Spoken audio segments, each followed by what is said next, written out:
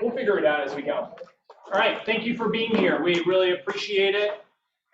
I just want to make sure one more time, who's on, who do I know that's on the Google Meet? Can someone give me a thumbs up on Google Meet to make sure you can hear and see?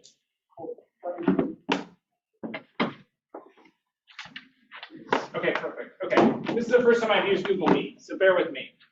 All right, the reason I wanted to do this, this training, I made a commitment to myself this year to try to give, try to share more with agents in the community, especially at the office, but broker agnostic to everyone in the community. So one of my goals this year is to teach like once a month, right? And I hate being in front of people. It's not a comfortable thing for me to do, so I'm getting outside of my comfort zone, getting up here to share with you. But all the people that I've learned from will say, like, teaching actually teaches you more than you're teaching the people in the room. So it's a way for me to like hone in my skills and learn and grow at the same time as helping you guys learn through my mistakes. And from all the mentors I've been around over a 13-year career, I'm just regurgitating what they shared with me, right? None of this is new. None of this is a secret. I've just been good at executing what other people are doing. And I think that's the key to success is like, you just need to go out there and do the stuff, right? Like, I'm not one to sugarcoat anything. So if you ever follow me or like learn from me, I'm going to tell you, like, you need to go execute, right? There are no excuses. It's like there's a playbook. We have the big red book that teaches you how to build $1 million real estate team. I'm evidence of that. I took the book, like others have done. I put my own spin on it, but I execute the plan in the MREA, and it works, right? It's not broken. It totally works. This would not be possible today without Kyle. He doesn't have a pre-planned speech or anything, but Kyle sponsored the lunch, and Kyle's with Element Mortgage, been a lender for a long time. Do you have anything to say? Yeah, just no sales pitch here, and definitely not a rate update. Just want to. What? No rate update? No rate updates. Dang. How about a market update? No market update today. Just one to thank you guys for coming and committing to working on your business, right? We all want more business, but who's here today? You guys are. You guys are making the commitment. You're investing in your business. You're learning from one of your peers. It's great to learn from someone that's doing it at a high level, that's willing to share. And the second thing is, getting really clear on your value proposition. That's the topic of today's discussion. But I think like all of us think we offer great service. Like, I offer my clients great service. Of course you do. Everyone says that. But how do you quantify that? How do you know you're truly offering services better or up and beyond your competition? And so I think we can acknowledge 2023 was a really competitive year, but it's likely to continue. Right, so maybe some of our peers are no longer in the market, but Ryan Lundquist, popular appraiser locally, just communicated this, I think yesterday, lowest listings, new listings on record last year, right? So the number of opportunities is a lot smaller, and so the number of at-bats that we get are a lot less, right? So you have to be on top of your game, and how do you position yourself as the local market expert? How do you have a clear value proposition for your clients? And Steve's going to talk about 5 ways to increase that value proposition today. So thank you for being present and investing in your business. Thanks, Kyle. Thanks for the food. Yeah. Free food. There's a lot. Our team calls it the magic counter, so I'm sure the magic counter is going to have some sandwiches. And there's already cookies. I couldn't help myself. I'm sure everyone has heard about, unless you're living under a rock, you're a full-time agent right now, and you're in the business right now. You're hearing all the chatter about the class action lawsuits against the associations and the brokerages, right? I have the luxury, and thankfully I'm in Gary's top, it's like 300 agents now, but top 300 agents. Like real estate teams are now being named individually in class action lawsuits and getting wrapped up It's not just the National Association of Realtors they're going after. They're going after Keller Williams individual brokerages like KW Roseville and Steve Lamothe, right? Owes us, all of our commission back. I hate to be the bearer of bad news, but based on the people I speak with that are like in the know in real estate, doing hundreds of transactions, and Gary Keller himself, who had an hour call with just like 2 weeks ago, like there's change coming. Like there is absolutely change coming. And I specifically asked Gary, I said, Gary, what can I do in my business right now to prepare for that? And like, what is the change, right? And he didn't quite know how to answer it. I think he knows the change, but because he's in a legal battle, he doesn't want to like specifically say, but he alluded to, buyer broker co-ops are probably going to go away. And that doesn't mean we're not going to get paid for working with buyers. It just means that I think that we're going to have to change how we communicate to buyers and sellers, and then also our value propositions to the buyer, and just be clear about how we get paid in the event a seller is not going to pay a buyer agent fee. I have not run across sellers yet that know about this suit. I think that I was just talking to my buddy Frank Klesitz, who owns Viral Marketing, like just 20 minutes ago. And we were talking about it, and he's like, yeah, man, you should start running, all of your marketing around, basically hitting it head on and saying like, hey, have you heard about the class action suits? We have programs that help you save on 6% commission, blah, blah, blah. Our conversation went into, I had let him know I haven't met any consumers yet that actually asked me, like, what's going on with this class action lawsuit? What's the deal with commissions? Like, I don't feel like the consumer actually really knows about it yet. There have been some minor articles, but it's in our world like daily, right? I mean, it's like in our face constantly. And if you're a real estate agent, real estate investor, and you're clicking around on real estate stuff, of course it's gonna follow you through social media. I guess my point is we have time to prepare for this. It hasn't wound up at the kitchen table yet, I can tell you that. I signed a listing last night and we didn't talk about it, right? So, I think that the point of this class today was for me to share with you, number one, I think that you should be urgently working right now to prepare yourself for changes in how compensation is done in our market. As soon as, 0% co-ops are out there in the MLS, I know I'm jumping on it, right? Like if my sellers know about not offering a co-op, they're gonna want it, right? All it takes is a little bit of change to make the entire market change, right? And so how do we combat that, by offering unique value propositions, and how do we prepare and up our sales skills? And if nothing changes, if anything, we're just better salespeople, right? And in an environment where there's less sales, like 50% less sales like last year, you're gonna take more listings, you're gonna win more buyers, and you're gonna do more business, period. Does that make sense? I was just making sure they couldn't hear, so now we can hear. I had just done a quick Google search of like what the total dollar amount was. I mean, the total dollar amount of all these class actions is reaching like $20, $30 billion so far, right? And that's just like 6 states so far, right? I mean, nationwide, they're estimating it's something like $150 billion could be at stake in the event, everyone files class action. And you know that they will, right? It's just a money grab. I don't believe there's any wrongdoing, and neither does Gary Keller. That's why he went to court. But when there's that kind of money involved, and we'll go into this later today, it's just going to be at the table soon, right? Consumers and people in general, all these appointments you get from your referrals, you're going to have to combat this. They're going to ask you, like, what is the deal with the commission, and why am I paying the buyer's commission? I've gotten that for years.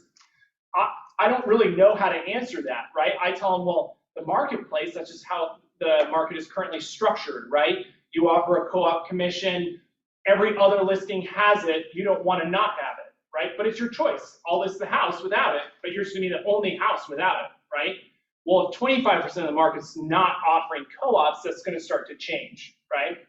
And so one of the key ways that we've done, and I've been a big proponent of, is trying to figure out ways, and I call this like step one, right? Try to make it very simple for you.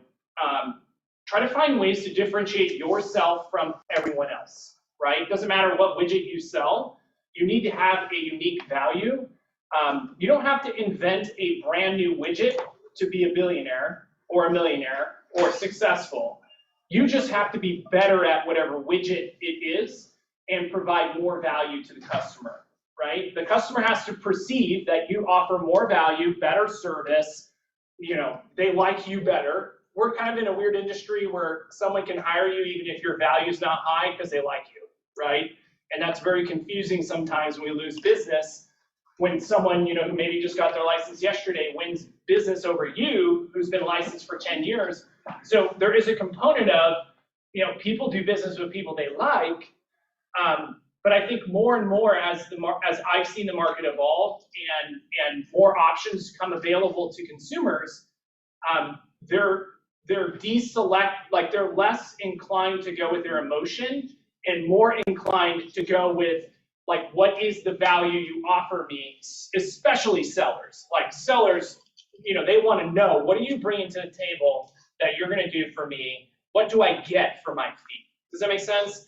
So how that has translated for me, and that's not, it's not something that I made up on my own.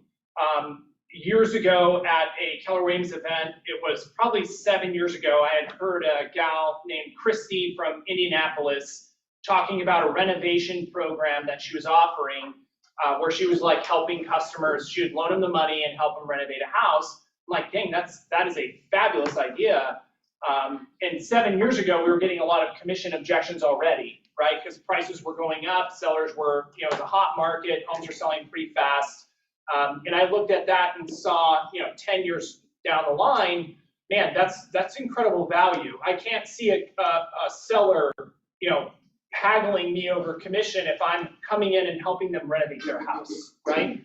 So the idea of options started there, number one. It was just, hey, I offer a renovation program. It started small, and all the other 10 agents you're going to interview, expired listings are really big. So I would offer it to expired listings. I'll renovate your house, put it back on the market to ensure it sells. I'll cover all those costs and management of that. And you win, right? You pay the same fee as, agent number 2 in line. It doesn't matter what you offer. You need to package up your service, meaning this is my diamond package, right? This is Nick's diamond super special 6% package. Don't name it that. That sounds silly, but you get what I'm saying, right? And this is my budget-friendly package, right? Where I call you once a week. I don't do any open houses. I don't clean your house. You have to do all that, right? And I'll do that for 5%, right? Here's my super duper frugal package of 4%, and I call you every 2 weeks, right? And I will put a sign up, but I will only give you 25 pictures, right? Work something out with your photographer where they do 15 edited pictures instead of 87 like they give you, right? They save time and money, you save time and money. The point is, and this goes back to the lawsuit itself, is no seller or buyer has a case against you if you put in front of them a menu and say, this is what I offer you, and this is what you get in each offer. You tell me what you want, right? They can't, in my mind, the last 5.5 years that I've been operating, there's no one that can come back and say, they didn't control what they paid, because all of my material has a menu in it, and each menu, Nick's Super Special Platinum package says how much it costs, right? And if they go the Nick's Super Special Platinum package, I didn't push them to that option, right? I didn't force them. They chose that, right? And so it doesn't matter what it is. If you're not capable to finance renovations, I would strongly urge you to be very careful if you start jumping into that world, right? There's some third-party services that you can go to right now, and I'll help you with that. Curbio is one of them. Revive is another one. These are companies that you can hire and you just leverage it out. Like if a customer needs to remodel, you get Curbio involved. Curbio manages the renovations, the financing of the renovations, and the seller pays Curbio back. I will say, like, I've started to slowly but surely, people are starting to offer this now as like out in the marketplace locally. I mean, for 4 years, it wasn't anywhere, right?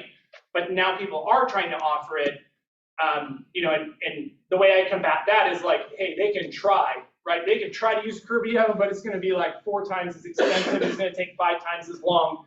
Just know that there are some sacrifices by going to those third-party companies, right? Meaning it is super expensive retail, renovations. And one of the hardest parts about getting people to agree to doing renovations is the cost, right? This is a whole nother complexity of trying to, it's a whole different game of trying to get someone to trust you to do renovations, to sell for more money, and they ultimately pay you back at the end. It's just a complex thing. I'm happy to help, but you could offer something very small. You can say, instead of doing all the renovations, you'll help them do paint or flooring, that's it, right? Or you work something out with your contractor where they float the cost, right? You refer them the people, they float the cost, you just back them up. I've thought about doing this where I just guarantee my contractor won't lose money. Like he fronts all the money, he does all the renovations, I just guarantee it. Like, hey, if you're not paid back in 120 days, I'll pay you at that point, right? So there's all kinds of creative ways that you can do this. I can tell you we've probably completed 500 or so renovations for people, totaling like our money that we spent, maybe 4 or 5 million over 5.5 years. It's a lot. I've never lost any money. I've never not had someone pay me back. I've lost money because we've made bad repairs that I've paid for and we bought the wrong things and that kind of stuff, learning experiences. But I've never had a single client screw me over, right? All those 500 people, though, are clients for life, right? And most of them paid a premium fee, 6%. Like, I don't charge 7% or 8%. I'm sure we could. I look back now and we probably left a lot of money on the table. We were willing to do it for like 5.5% for a period of time. And then about 1.5 years ago, we just made it, we're not doing this for less than 6%. Like, the value was so high, like these people are walking away with $30,000, $40,000, $50,000 more. I'm unwilling to do it. If they can't see the value in it and they're comparing us to someone else at 5%, they say, no, I'd rather go 5% and not get all that stuff. That's just not the right client. Anyways, the renovation program, I believe it will be the new standard for full service real estate. I think it's just gonna be the standard, right? So if you wanna keep a 6-figure income and you're a top producer, you better believe you need to have that in your quiver.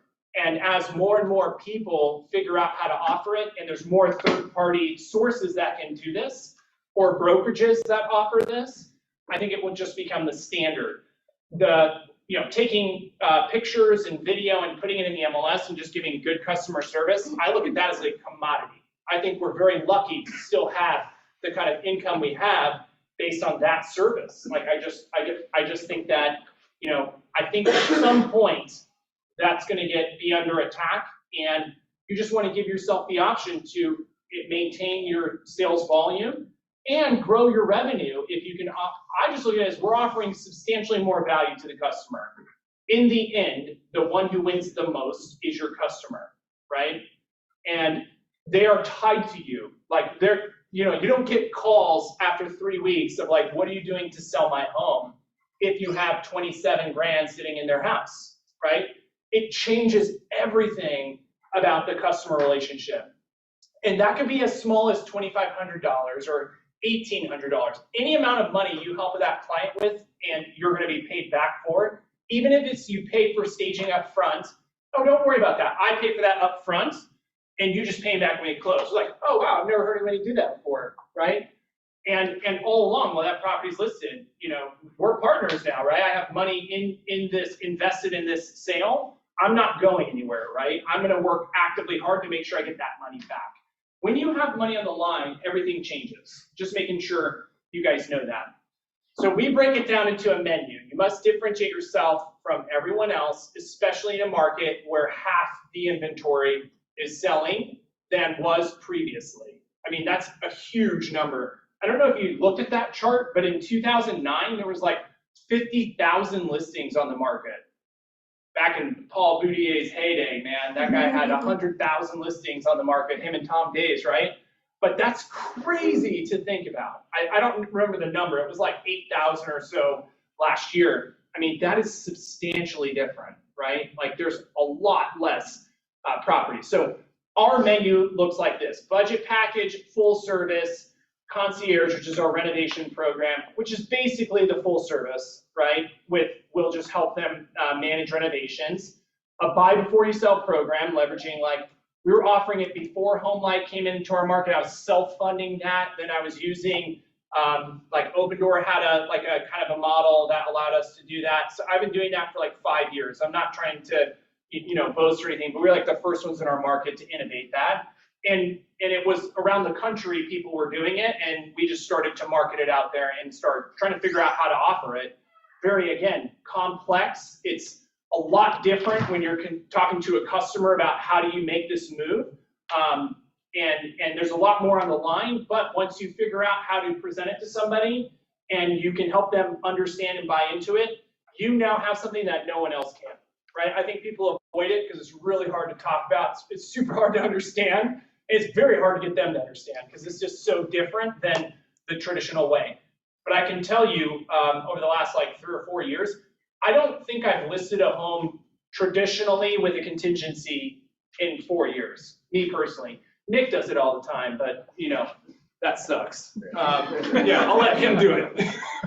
I haven't. It's just we have not. I mean, I'm just kidding. Nick does a lot of them too, but it really changes everything when you can pick out your next house and then you can move after, and then we come in and renovate it when they're gone. It's like to be able to provide a way to buy your other home first, out of state or anywhere else, and then once you're gone, you just give us the keys, you come in and rent it. I mean, it's just a whole different experience for that customer, and they tell everyone about it. Like when I tell people at the table, this is what I can do for you, they look at me like you are full of shit. Like at first, they think that you're just lying, right? Like there's no way that you can do that for me. And then I give them social proof of like, here's the hundreds of people we've been able to do this. And then you can throw in their instant offer. Did you know that Opendoor, Zillow doesn't buy anymore, but Opendoor will pay you a referral fee of 1% to bring them a customer.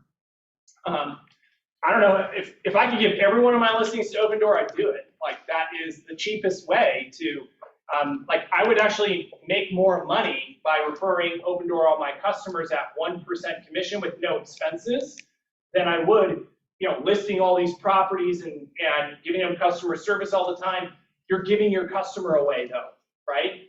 But you can still offer that solution to someone and say, hey, I'm going to bring you an offer, and then we're going to compare that, sell your house right now for cash against, if we renovate the home versus if we sell it the traditional way. Now you're coming as the problem solver.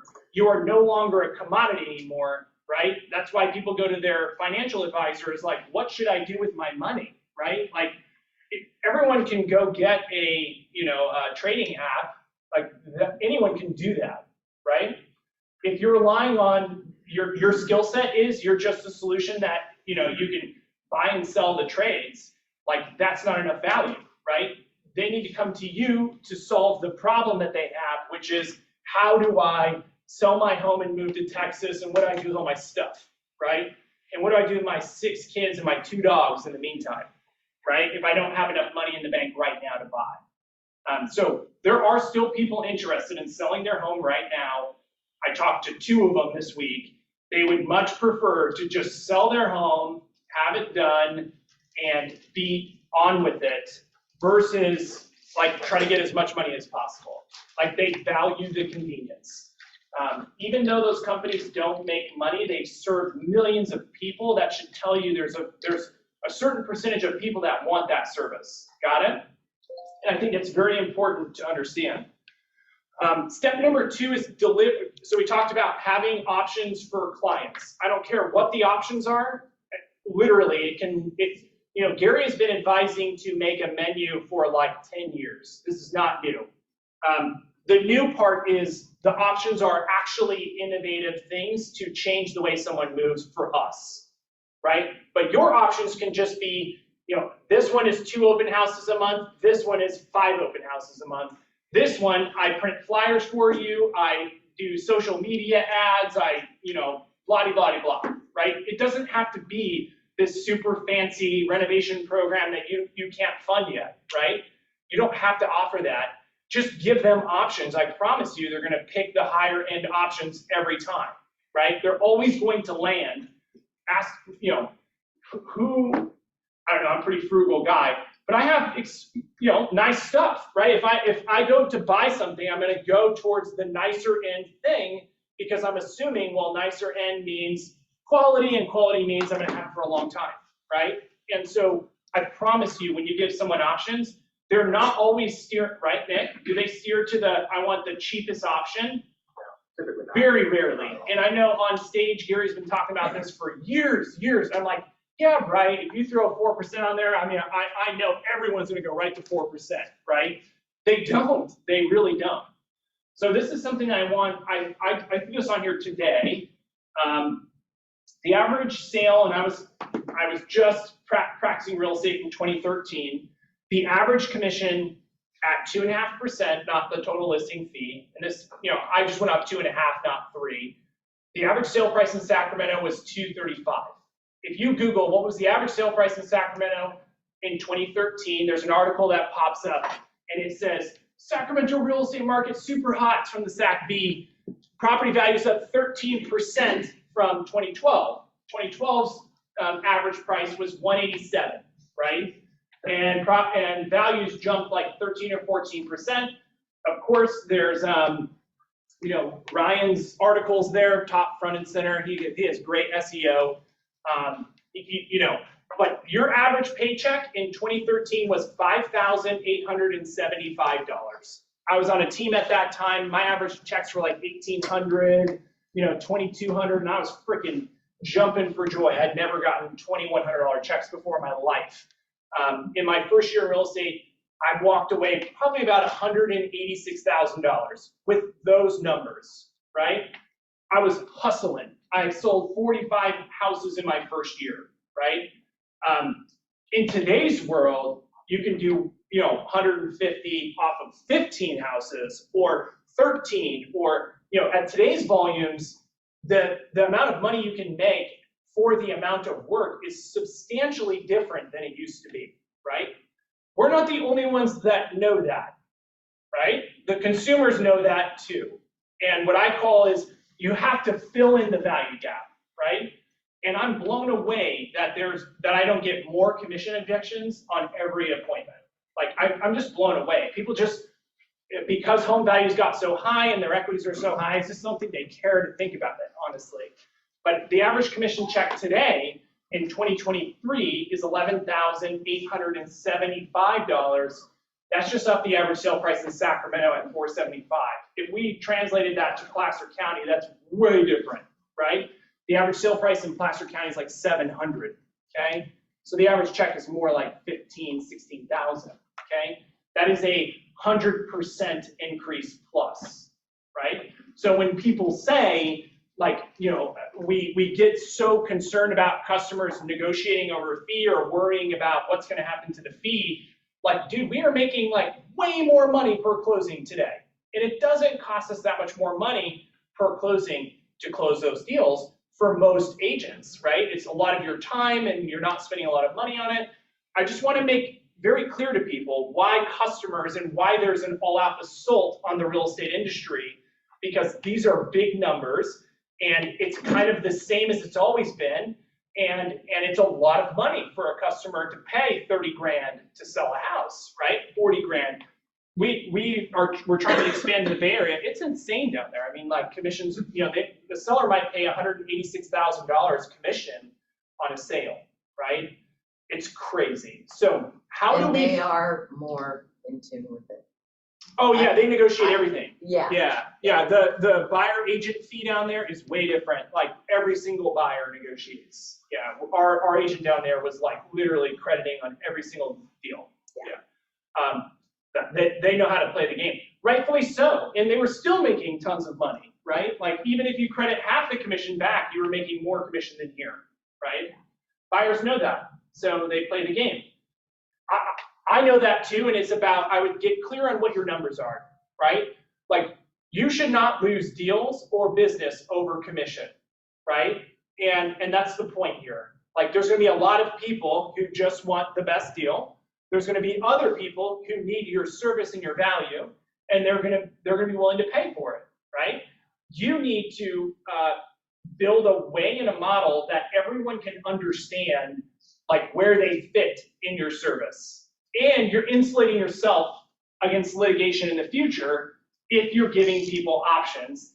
This can be done for buyers too. We'll get into this. It's a lot easier to do for sellers and clearly communicate, but I think every single person, you should give them a suite or a menu of options, let them choose. Now the onus is on them for they picked what they wanted to do, right? So how do we fill the value gap that the consumer feels, between this massive increase in property values, which at the same time increased how much we make per closing. I always recommend offer more than the competition. So we talk about options. A lot of people can't just up and offer renovation programs. They can't just go get approved to offer, buy before you sell financing. Here's some ways that you can do right now today. You can't be a cheapskate to offer more than the competition. Offer free staging for your clients, right? When I mean fill the value gap, like the difference between a $6,000 check and a $12,000 check for me was somehow we were profitable at $6,000, right? Somehow big real estate teams like Paul Boudier and Tom Daves all were profitable at 6. How can we not, like at 12, how are we not doubly as profitable? Does that make sense? And I've done this math for like years, like trying to figure out like how does it, what is it that, where can I take that money in between to not only generate more leads for us in the future, but more importantly, how do I give that back to the customer so they feel that value? In turn, it's a lead generation machine in perpetuity, right? And I think you should look at your business that way. How can I reinvest? Gary recommends 10% of your GCI should go to marketing. It's really more like 20. But how can you reinvest 5%, 7% of whatever money you make back to your client, right? In ways that benefit them, but also benefit you at the same time by making you look good and offering things that no one else does. Free staging, free inspections, free home warranties for buyers. It's been a business practice of mine. I think I added up, I've paid for $700,000 in buyer home warranties in my career. Almost $1 million over 13 years has, like, in the individual buyer for $450, they're like, oh yeah, cool, my $400 warranty. I'd rather have like a trinket at the end, right? But that has probably paid for hundreds of thousands of dollars of repairs. And it keeps them connected to me because they call me when something goes wrong and ask me to facilitate the warranty, right? So yes, it's a business expense. Yes, it costs money, but you have to be strategic with everything that you do. And this has never been more important than now as we have this outlook. I think the commission loss is going to be a huge deal, right? Like, so I just think you need to figure out ways to differentiate. Renovation management for buyers and sellers. We offer this for buyers too. Like if they want to buy a house and they need to paint and do flooring, we'll help them manage it. I won't pay for it, but I'll help them manage it and get it all set up. We'll set it up prior to closing. That way, right when they close, they can move in. All their renovations are done, right? You can do that without paying for it, right? You can just do all the legwork, right? You can offer to leverage your resources around you. That's really your value, right? You're like the Rolodex of real estate, and your client doesn't have that, and they value that.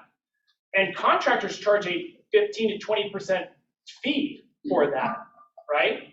So if you're willing to offer that at zero cost to them and connect them with high value individuals that they can trust, I mean, just go on some neighborhood threads and just look at the horror stories of like handyman and maintenance people. They're always popping up. Like, oh, hey, I've got this backyard project that's been going on for 3 months because no one's freaking showing up to finish it, right? So you have some value there that you can provide.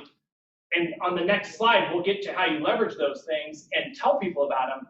Pay people to help for cleaning, pay people to help for hauling. Like, I can't tell you how much hauling we do for people, and I just eat that cost. So much so, I have to be careful, and I have to like tell people like, no, you're freaking paying for this. I'm not paying for that anymore. Like hundreds of thousands of dollars I've paid.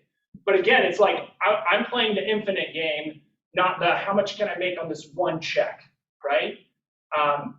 You should go and put together resources for cleanouts right now if you don't have them. The baby boomer generation is our target avatar for the next 5 years, right? For one reason, the interest rates are so high, like the move-up buyers and the younger buyers are not going to trade homes. They just aren't, right? And I'm not counting on interest rates to come down enough for them to do that for a while. So you need to become a baby boomer house trader extraordinaire, right? Meaning, like when a boomer gets their parents' house, or like a family gets their parents' house, or a boomer wants to downsize, like, and they don't know what to do with all their crap, like you come in and walk in and say, oh, I know exactly what to do. I'm gonna sell this stuff on Marketplace, or I have this estate sale person, I'll handle it all, right? When I walk into an appointment, that's what I do. Like, oh, don't worry about that. Give me the key, like you go do what you need to do. Everything will get handled from that point. Now, it's not always beautiful. Like, they don't see it, but, you know, like half the shit we throw away, you know, some of it sells, some of it doesn't, but you need to walk in and solve the problem for them, and that's tremendous value, right? That's huge value to them. Be willing to sell things for your clients. Like, one of the greatest challenges of people moving is what are they going to do with all of their stuff, right? They might not tell you that, so you should ask them, like, what are you doing with all of your stuff, right? Do you need help with all of your stuff? By the way, I can help you sell all of that stuff. They're like, what? First of all, it helps you move their timeline up, right? Like, if you can help them get their house and all their crap cleared out faster, you can get your commission check faster, right? And it just helps streamline the whole process, right? Go out of your way to make things happen for your clients. I just told you, you know, thousands of dollars I've spent over time helping people. I'm always looking for ways to not have a fight over something and say, no, don't worry about that, I'll handle it, right? And you should not penny pinch your way with a client. Penny pinch your expenses on your own, right? But once you have a beautiful client that wants to work with you, they're not the ones you should argue with and penny pinch, right? You need to put your business in your personal expenses, like through a fine-tooth comb, so that you can be generous with your clients, and you can, like, it's always better to have $1,000 less and a satisfied client than $1,000 more and a furious client, right? I've never met a top producer that had a bunch of furious clients in their, like a wake of furious clients. It doesn't happen, right? I put some 3 key points that I would jot down for you. Work off signed agreements. That's easy to say for listings, but I bet everyone here, the percentage of their buyer agreements is extremely low. Like actual signed buyer broker agreements that say, I know our team is basically 0, right? We don't have real buyer broker agreements. We have promises. Like, we promise to do these 10 things for you. You promise to sign this agreement, you know, like, or give our business card to the, you know, to the new builds. Make sure that happens. But there's no agreement for compensation at all, right? Because you know, with buyers, they're sketchy, right? They jump around. They're harder to keep control over. I think that the signed buyer agreement with compensation attached to it is the key for the next 5 years of real estate. Because I think within a 24-month time period, it's coming. And I know there's a gal named Sarah Reynolds. She's at KW. So if you're not at KW, you should just Google her. She runs a gigantic business. I think they do like 10 million in commissions, huge. I referred her a client like 6 years ago, a great past client of mine. I have done like 3 deals with them. And they found a house. They were super satisfied. This is in Virginia. And in Virginia, it was not uncommon at that time to have 0 buyer agent commissions on listings. So if you're a buyer's agent, they were like astutely paying attention to listings to make sure they're offering a fee. If they weren't, they would have to negotiate the fee with the buyer, right? Or they would build it into the price, just like probably where we're going with how MLSs work today. I had no idea about this. I didn't, that's not normal for me. I remember hearing Sarah was, their team was really good at getting buyer agreements and doing buyer consultations. Well, my clients are super satisfied, and then one day at the closing table, they texted and they called me like 3 times, and they're like, Steve, there's this 3%, I think it's 3.5% actually, 3.5%, and Sarah's team is notorious for averaging like a 3.5% commission. They're really good at getting it. And they called me and like, there's this 3.5% fee on our closing statement. We have no idea what this is, right? Can you find out? And they're like, the closing team says it's the agent's fee. She's like, what the hell is this? I'm not paying her 3.5%. Like, we don't pay the buyer's agent, right? No one explained this to me, right? So I called Sarah directly and I was like, hey, here's what's going on.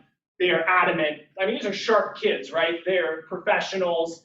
No one explained it on the console, right? But the agreement got signed, and in the agreement, it clearly says, if we are going to get a 3.5% commission, if we can't negotiate that with the seller, you're going to pay us directly, right? Well, it came to it that the seller was offering 0% commission, and they signed an agreement that said they have to pay 3.5% to the agent, and that's what happened, right? And so I'm telling you this story because this happened like 5 or 6 years ago, right? Virginia has been like this for a long time, where like the MLS doesn't require a specific commission. There really is no co-op, and the consumers there know that, and the consumer sellers want 0% co-ops, and they want to negotiate the fee on every listing, right? And Sarah's team has to be really good about, or not good at communicating it and just slipping the paper in so they get paid, of communicating this to the client. That is very foreign to our market, right? We are not having a buyer consult where we're like, let me tell you, if the agent's not offering any money, you're gonna have to pay me 2.5% for me to work with you. I think everyone here would be a little puckered up to have that conversation with a buyer in today's world. I would, right? That buyer's gonna be like, whoa, wait, no, like I'll just go find 3 or 4 different agents, or you're gonna have to get very good at handling objections, right? You're going to have to get that client to understand why it's okay for them to sign that agreement, right? Because they will go find 5 agents that won't do that, right? Those 5 agents are just going to hope that they're going to get paid. And for a time being, they probably will. You won't, right? Because you pushed too hard, right? You didn't know how to handle objections. But someday those agents will be out of business because they won't know how to do it at all. And that's just going to be the standard, is you're going to have to negotiate your fee every time, right? So I'm trying to share with you some experiences that I've had that kind of give you some foresight of what to expect. Once you've kind of figured out, I would call it step 2 or 3. This is step 3, so it's wrong. Oh, you need to change that. Can you change it? You need to change the slide. Oh, yeah. Next slide. Yeah, okay. Step 3.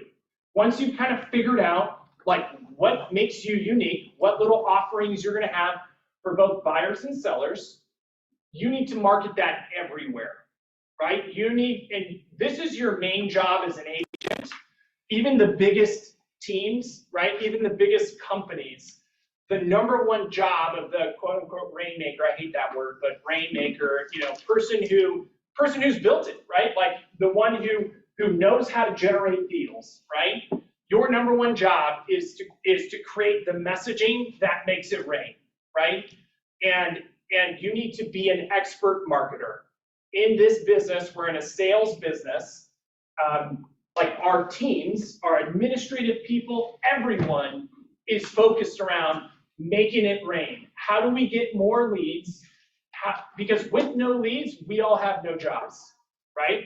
It doesn't matter how good your customer service is if you have 0 leads, right? We are a sales business. If you're a real estate agent, you are a salesperson, and you have to know how to make leads. You have to know how to market, and you have to know how to generate stranger business, because referral business, I love referral business. Like 60% of our business is done by referral, but 40% is new strangers, so I can have more repeat referral business, and it continues to grow because people die, you lose people from your database, they refer new people, right? You have to focus on building up a new, group of people. I would also say that depending on what your sphere is and who you work and all of that, you're going to go through really cyclical cycles of, this is a great year because everyone's trading homes. And then over the last year or two, and maybe the next 3 or 4, like the only people that are moving are they have to sell, right?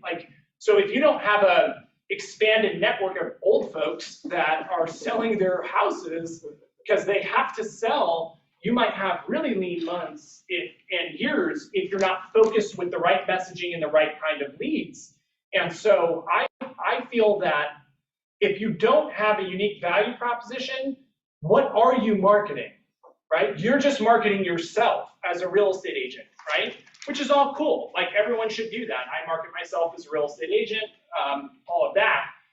But as you transition and turn yourself into a business, businesses aren't marketing the person who created the business in most instances.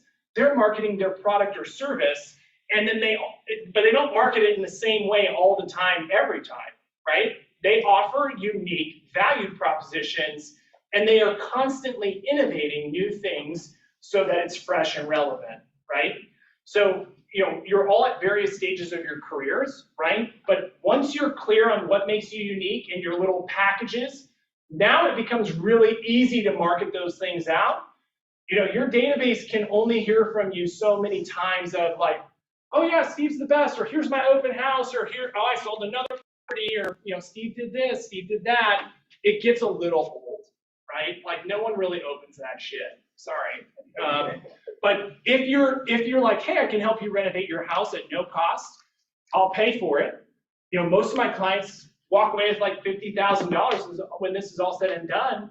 I just offer this out of the kindness of my heart, right? That's a different story, right? Now your clients are going to be willing to open the shit that you send, pardon my French. It's a much more compelling, it gives you the credibility to actually market something, right? Just posting on social media, just sending an email, just calling someone, that's not marketing. You are touching your Met database, right? Which is super important. You should absolutely be in contact constantly with your Met database, but you should figure out ways to make offers to that database to get them to call you to do something, right? It's called a MOFR. Gary's talked about it for the last couple of years. Make offers for immediate response. It's a marketing term. There's a guy named Dan Kennedy who invented direct mail, right? You need to have something compelling that gets someone to act. Just because you're an infectious, great, everyone likes you real estate agent is not enough to get them to call you, right? You hope it is, but it's usually not. And it's certainly not enough to get them to call you well in advance in the planning stage of when they need to move. The whole key for me about the renovation idea was I wanted to be the first one at the table way before anyone else got there. Because by the time they started to really decide when they were ready to sell, the interview process is over. I'm done. You guys are way out of the picture because I'm there 4 months early because I'm training the consumer to call me 6 months in advance, not a month in advance when they've already done all that work to get it ready to sell. Every seller goes through a cycle. It's 6 to 4 months in advance, they start planning, they start prepping the outside, they start making repairs, they start doing their Googling, they start doing all this stuff to get ready to sell. If you can insert yourself in that time period, you have a much higher probability of converting that seller, and you're also providing a lot more value. So once you've created your unique value propositions, you have to figure out a way to market it. I don't even think figure out a way to market it. You need to create catchy, everyone laughed at the guaranteed sale, right? Like guaranteed sell your house in 21 days or I'll buy it, right? None of those guys ever bought a house, ever, right? And you would always think like, who in the world is calling off of that, commercial, right? It's the same reason, like, what's the QVC thing where you like buy one, you get one free, like everything? It's like buy one for $9.99, you get a second one for free, right? There's something about in marketing, like, in our human nature, like when you're marketing your service out to someone, like you have to make an offer that gets them to respond to you. The guaranteed sale was not about like fulfilling the guarantee. It was about the curiosity of the people, like, how can you guarantee to sell a house? And I just got to know about, like, how do you buy my house? If, but it did its work. If they called you, like, yeah, you're full of crap. How do you buy my house? It worked, right? They called you. They're on the phone. You know that person is selling, right? If you don't have those kinds of things in marketing out there working for you, you never get those calls, right? You can prospect to get them. You can do open houses. You can call neighborhoods. You can hope to your postings on social media gets that person, right? But marketing is like prospecting on steroids, and now you're leveraging dollars to do prospecting for you, because you can only knock so many doors on your own. Does that make sense? Does anyone have questions around marketing your UVPs and what to do there? No? Good. Because I don't want to share our secrets anyways. Just kidding. I would start with mail. Like I would mail to your database, because everyone here should have a decent sized database. I would craft a letter, a 2024 letter of what to expect about 2024, right?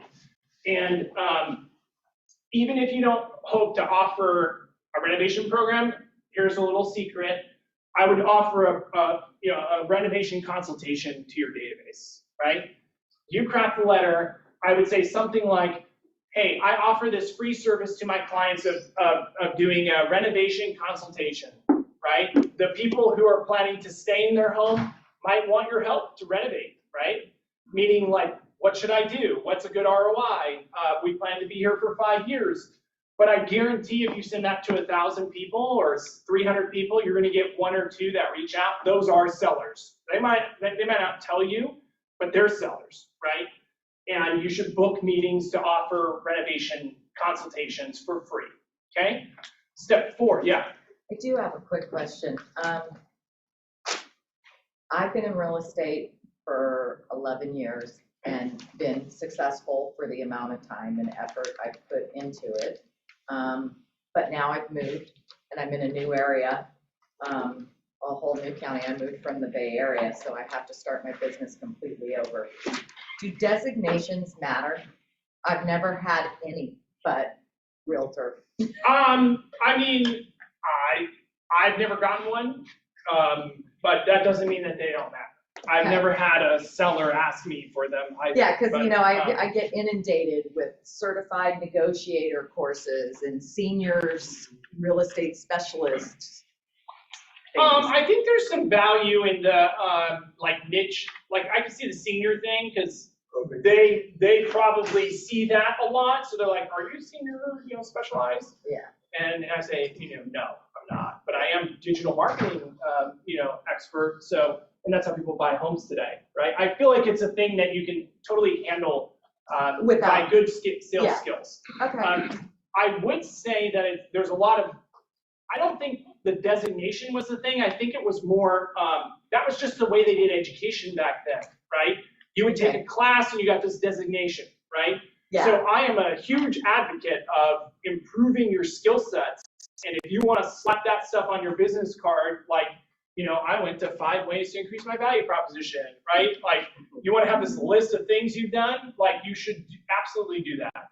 I'm a big advocate of learning like learning, but I'm not an advocate of learning and not executing, right? Right. That's what most people do. They like will learn to learn to learn and go to every single class, but they never execute the thing, and they never get anywhere because they're just constantly learning, right? Right. And I would say just learn one thing, and in real estate it's super easy. Like learn how many calls you have to make to get an appointment, and then how many appointments you have to set to get a closing, right? And or how many appointments you have to set to meet a certain number of people, and how many people you got to meet to get a closing, and how many closings you need to get to hit your income goal, right? And so a lot of people will think, well, how do you close 130 deals or 200 deals? All they did was know how many calls they have to make and how many people need to make all those calls, right? Or how many leads they have to generate to convert to get that many closings. You can't do it overnight, for sure you can't. But if there's any evidence of that model, Opendoor did it, right? Opendoor came into our market, like bought 100 homes, then they bought 400 homes. By year 3, they were the #1 real estate team in our market by a huge margin, right? And they did that through billboards, radio, direct mail to a consumer that had never heard of them. Now, they lost billions of dollars, right? But any real estate agent could go do exactly what they did. They didn't lose billions of dollars because of their marketing. They lost billions of dollars because they were overpaying for property and they weren't able to like make any margin on the sales. But one of the things that I learned from them is like, dude, you can go generate a ton of leads if you have a compelling value proposition, which Opendoor did. Sell your home with the click of a button. That is a very compelling mover, right? And then everyone goes there like, I can't sell my home with a click of a button. They click the button and boom, they have a pre-approved offer, right? They only converted 1% of their actual leads into customers. And they didn't do anything. This is why they lost billions. They didn't do anything with the 99%. Had they had a system in place to convert the 99% to traditional listings, like giving them all to me, they would have raked in just like $1 trillion, I'm sure, right? Like there was so much commission dollars that they left on the table because they just were going after the ones that wanted to sell for cash. They could have easily just referred all those. They did start doing this later on, and they do it now, but it was too late. Like the consumers already kind of know now, like, okay, their offers are a little low, right? But there was a nice sweet window of like a year or two where they were just raking in leads like crazy. But anybody who says like, oh, I only work with my database, I just cringe at that. Like there's no business that has ever started, and don't get it twisted, like you are a business, even if you're an individual agent, that goes out and attempts to build a business without investing in marketing. Like you have to market your service, you have to. Because then there's years like last year, and there's 50% of the sales, and your business goes down 50% or 70%. Because you weren't actively out there generating new business and new leads. This is how you make a business that's recession-proof, that consistently grows over time. Maybe you're going to shrink if the market shrinks, but you're not shrinking exponentially with the market. And then you grab a substantial market share. In our world, when sales go down, agents go out of business, right? It's kind of like reverse macroeconomics. Like, as less homes sell, like our value is determined by how many real estate agents there are, right? Not homes or buyers and sellers, it's how many agents are in the marketplace. And when the market's booming and there's, buyers and sellers are moving, the number of agents swells exponentially. Like you can have growing sales and stuff through that environment, but consumers have more options. Imagine when that goes from 2 million agents to 700,000, and the transactions don't change all that much, right? They might change like 10%, 15%, but now you have 70% less competition for the same number of home buyers and home sellers. I think the silver lining of all of this is as we go over the next 12, 24, 3 years, like this year might be very sluggish like last year, but at some point, like the transactions will come back, and it will take a while for the agent count to increase, And if you're executing a model like this, by the time that happens, you will be a millionaire. Like, there is no doubt about it. I am very confident if you do this right, you will have a top producing business, and it will grow to the extent you want it to grow. Like, you don't have to have 10 agents and sell hundreds of homes, but you certainly can sell 50, 60, 70 homes and have a couple of assistants and have a good quality of life, for sure. Step number 4 is you have to deliver exceptional experience. It's not about all just leads and stuff that you offer. You have to make it, because remember I said people do business with people that they like. I've lost tons of listings, and I offer all this stuff, right? All this crazy stuff that we offer. And I, all the time, lose business because they didn't like me, right? I didn't connect to them. They just felt good, right, with the other person. So you cannot neglect. You can offer like gold trinkets to them, and if they don't like you, they're not going to work with you, right? It's just a weird business like that. So don't forget, we're in a people business, and people do business with people they like, right? So don't neglect that. I'm not like a networker by default, or like a very emotional person by default. So I just build good systems in the process to make sure the client feels special. I will also say, like, it's been an eye-opener renovating homes. A lot of times they just forget that that's even like amazing, right? Through the process, they're like, they just don't know like what it's supposed to be. So a lot of times they take it for granted, right? Or they'll be very frustrated. I'm like, I just gotta remind them, like, look, no one can do this for you, right? Like, you have no idea how special this is for you, right? You're gonna put $80,000 in your pocket for free, basically, right? So you need to make sure you're reminding your clients through the process that this is not normal, right? Like, the things that you do, if you come over and help them with something, or you come over and you deliver boxes to them, or you connect them to someone, or you pay for something, always use it as an opportunity to remind them that, like, hey, no, this is not the norm in real estate, right? The norm in real estate is like, put your house up for sale and I'll call you every 2 weeks. Yeah. You don't say that, so how do you remind them? You do say that. That's the thing. Yeah. This is not normal. Oh, I've had some brutal conversations like, who do you think you are? Like, this is not. When you get to that part, for sure, but Yeah. how are you gently reminding them throughout the process that this isn't normal? I mean, we've gotten to a point where, like, that was really easy. That was really easy because we made it really easy. Yeah. And it's my fault for not communicating that effectively. This is a big deal. Like, getting good at the moments.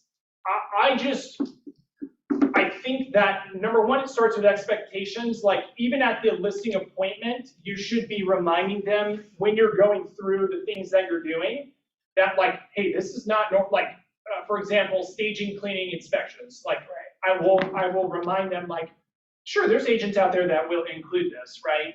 But it's definitely not the norm, right? And I'll tell them straight up. I'll pull up QuickBooks, usually monthly because I'm always looking at it. And I'll tell them, like, year to date so far, I've spent 60 grand on staging, or whatever that number is, right? And I'll tell them, like, that's not normal, right? Most people are not willing to invest that money back in you, right? They're just worried about getting as much money as they can, right? Or they might not be worried as much money as they can, but they're certainly not willing to part with the money to give it to you. As the gentle, soft-spoken one on our team, Yeah. I would say that at least with a team, it wouldn't necessarily work with a solo agent, but we like to highlight things that other team members on our team do. So if our listing manager, Christina, like, provides a really amazing service for someone, and I happen to call them and be like, oh my gosh, yeah, Christina did this for you, that was amazing. So that's kind of one way that we like to do that. But Sure. yeah, just Definitely. on the more gentle side. Yeah, it would not be, it obviously doesn't have to be harsh, right? It's just, even if you're, because I remember, like, this is like middle of COVID. I mean, I was presenting offers at freaking 10 o'clock at night, right? Like, my kids are batshit crazy. They fight me at bed every time. I'm like done, right? I went on like 5 listing appointments, and 4 of them I lost because they suck, and it was just horrible, right? And I had this spreadsheet of, in my listing manager at that time, probably was working till 8 o'clock with a spreadsheet of 32 offers, right? And so we would have a call at 10, right? Because I didn't want to wait until the next day and have this giant mess in the morning, right? We needed to end it, right? So as something as small as that, in the call, I would say, hey guys, thanks for taking the call so late, but I just want to remind you, like, most agents would not do this, right? Like, take the call at 10 o'clock at night. They have the voicemail that says, if it's after 6 o'clock, so just all these little moments to remind them, like, hey, this is not normal, right? Yeah. I'm curious, along the lines of this, right? Reminding them it's not normal, but you specified don't or give crap. What do you consider crap? I mean, I hope I don't hurt any feelings or anything. Like, the emails about setting your clock back for that, calendar magnet things, the traditional real estate agent crap, right? Like, if that's all you got, send it. I like to say send it, just get something out, but try to be unique. When I say don't give crap out, a lot of that is around like closing gifts, just, traditional stuff that people get that they throw away, like make it meaningful. Like, I'm always playing with gift ideas. Our budget is like about $80, but I made the conversion to doing like custom cutting boards about 3 years ago, and everyone seems to really like them, right? It has their name engraved on it. It's a hard thing to execute when you're closing 200 deals, right? Or like 120, right? But if you have enough time getting him a custom cutting board, and then we engrave our logo on the backside very small, right? But people really like that, right? They're gonna use that. If I got some piece of shit thing from my realtor, like I would be like, dude, you just made 18 grand and I got this stupid thing, right? And my $400 warranty, thank you very much, right? So you wanna have memorable experiences. So one of the things that I learned at a family reunion one time, I think it was Gene Rivers, who's an amazing teacher, mentor, said that, this is like 8 years ago, that he would have these coffee mugs with candy in them, like Hershey Kisses. And so at every important moment of the process, he would send these mugs with the Hershey Kisses to their place of work, right? And so, like, right when he signed the agreement with them, the mug went out to work, right? Right when they went out hunting for homes and they made their first offer, boom, the cup goes to work. When the offer is accepted, boom, the cup goes to work. When contingencies are removed on inspection, boom, the cup went to work. When they signed on the dotted line, boom, the cup went to work. It was like 8 times that he sent these cups. Well, by like the 5th time, he would say, like, the people at the office are like, what the heck is your real estate agent doing, right? Like, they've gotten 8 things to their office, right? It wasn't about the gift to the customer. It was about the statement it made at the office and the communication that happened around it, right? And when I heard that, I thought it was brilliant. We haven't executed the office move yet, but what we did do is like, it's been a couple different things, but the easiest thing for us so far is doing the, what's that place called? Crumble cookies at the time at which they go pending, crumble cookies at the time at which they close, right? So you can do like, let's call it scheduled events to make little moments happen. Someone gives you a referral, within 20 minutes, boom, crumble cookies on their doorstep, right? I mean, it's a pretty compelling impact to someone if they refer you a friend, like 13 minutes later on their doorstep are giant, super special, good cookies that are so delicious. Like, I love crumble cookies. Whoever turns down crumble cookies? Right? Me. Really? I can't Oh have dairy. man, I'll take them. If you ever get them, I'll take them. Yeah, for sure. Anything but chocolate. I mean, it is. I think it costs us like $22 to do that, right? Like the budget for me per client through the whole experience, all the way to closing, it was $150, right? but I get like 3 times we get to make an impact on that person, okay? And that's like little things like that are big. You could drop off something, you could show up at the house, you could do something big. I've seen people do the whole, you do the balloons on their lawn when they get their keys kind of thing. Like when you're closing a lot of deals, that's hard to execute on, but if you make it meaningful and then leverage those moments, put it on social media, right? Get it on video, real time, ask them if you allow them to video it. Make it an experience. You are no longer a commodity anymore when it's experiential, right? I think about this all the time because Amazon, I'm like a huge Amazon fan. It's like a love-hate relationship, right? Like they're killing brick and mortar small business, but damn, is it so convenient and cheap, right? So the fact that you can I ordered a bike pump for like $17 and it showed up at my door like 2 hours later.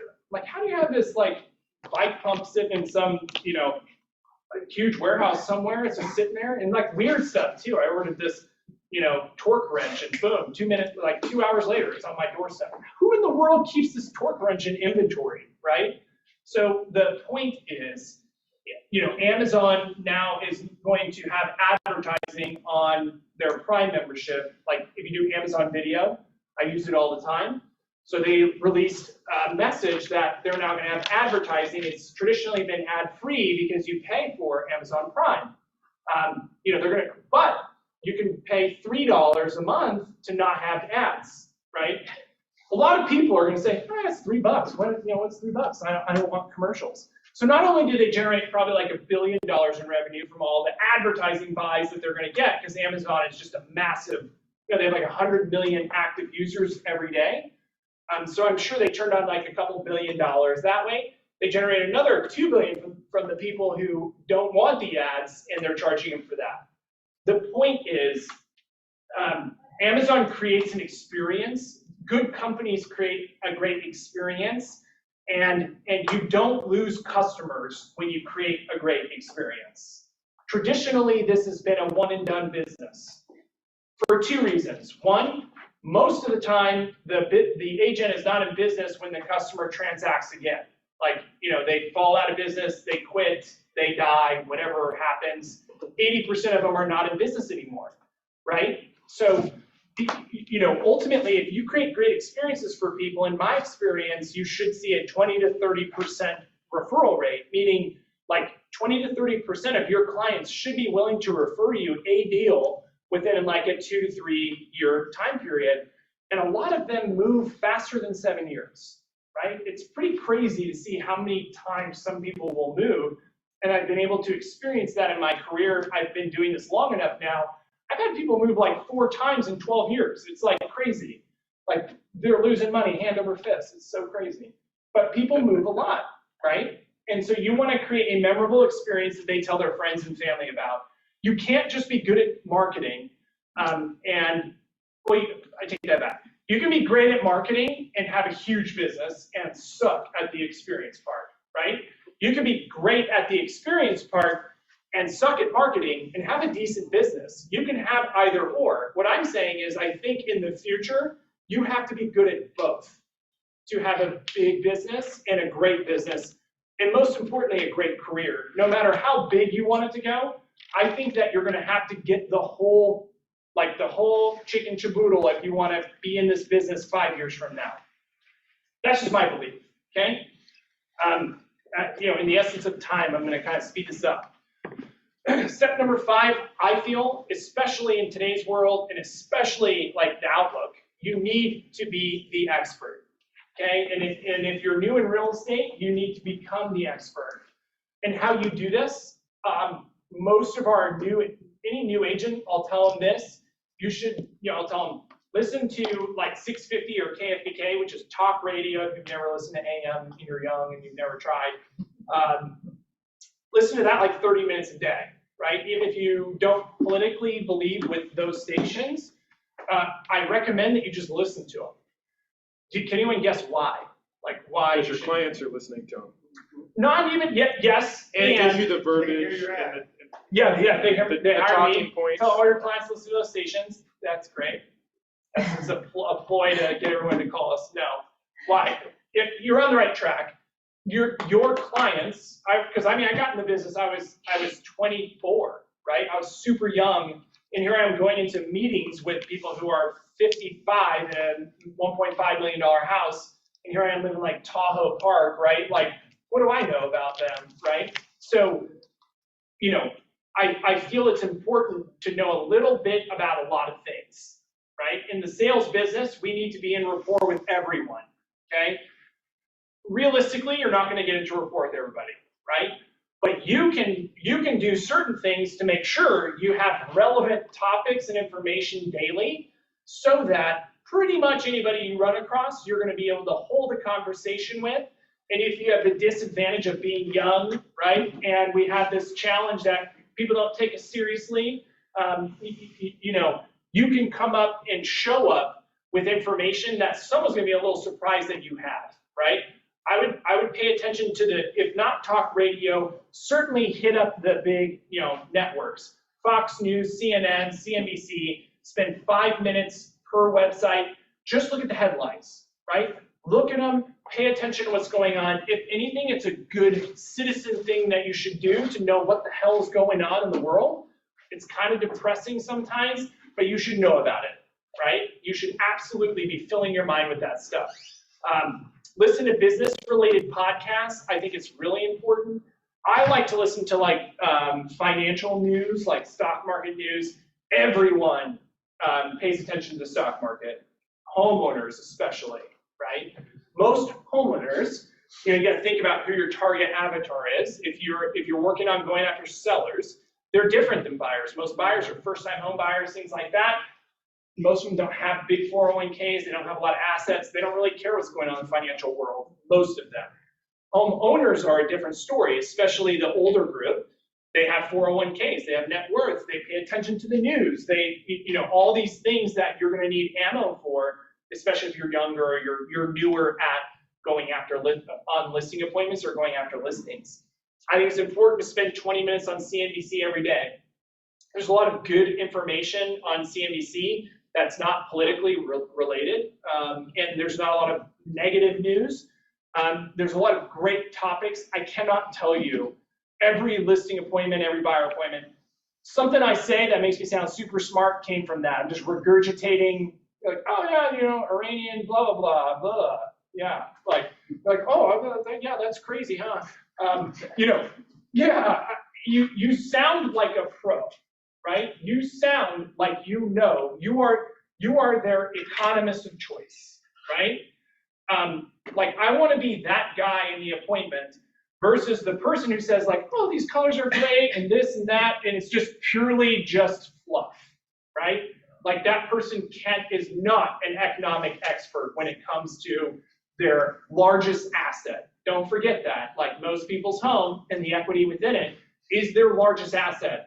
You know, outside of their 401k, it is where most of their money is tied up. So they want someone who's a pro. I would pay attention to both sides of politics. I never talk politics on a meeting, but more often than not, it comes up, right? And I can be a Democrat, I can be a Republican. I'm not going to tell you what I am for real, but you'll probably be able to guess.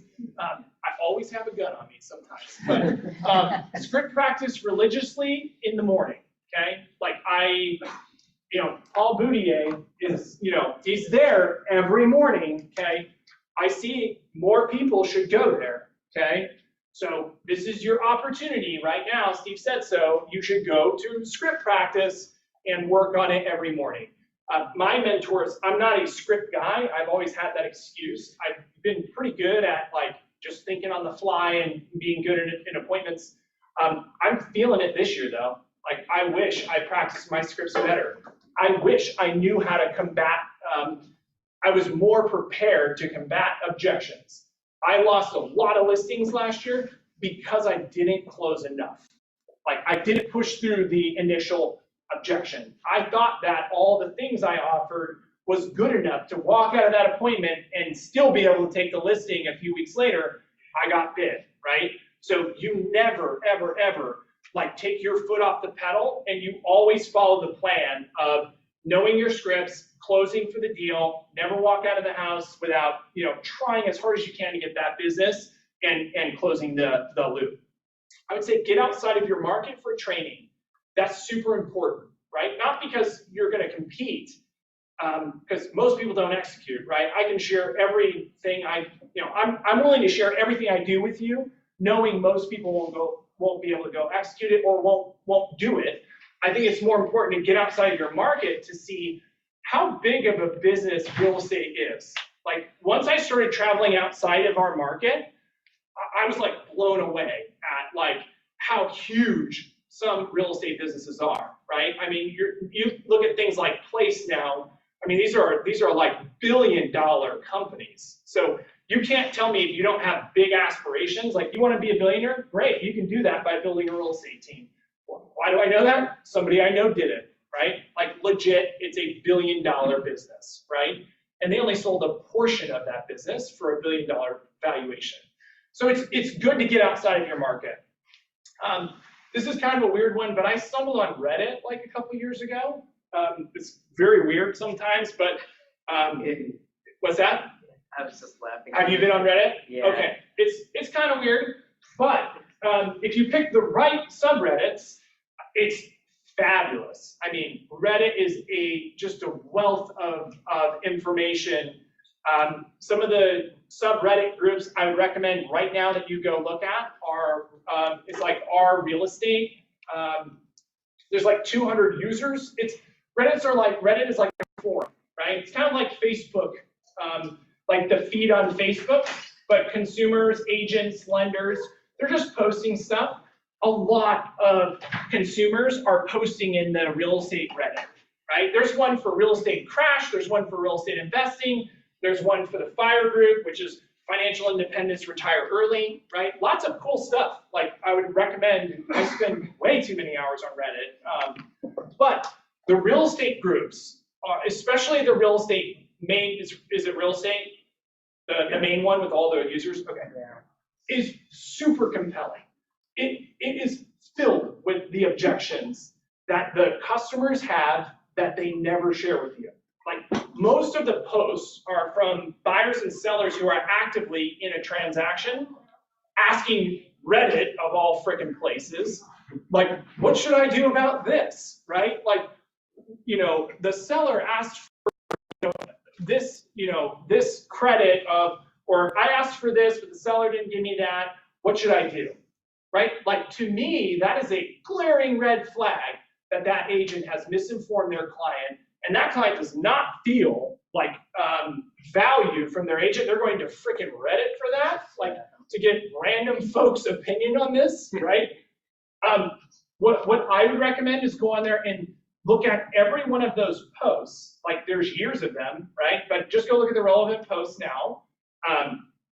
And you have a picture into the eye of the consumer, number one, on how they feel about you, agents. It's a little depressing. Number two, like, what is your client going through while you're actively helping them buy or sell? And so now, if you go through there and you look at all those stages of grief and all their anxiety and all that, if you go look at all of that and then, like, tune your experience around those things, make sure you explain what happens when the seller does X, Y, Z.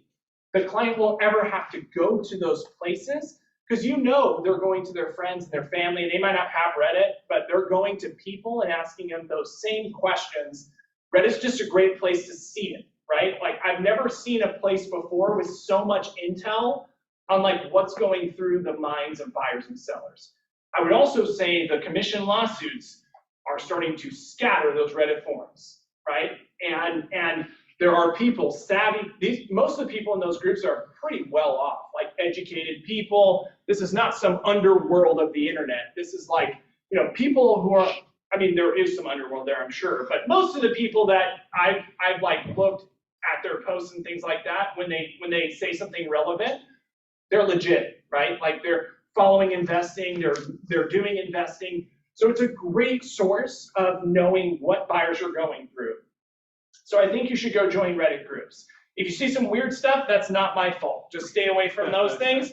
Little disclaimer, there are some weird things on Reddit, don't click on them.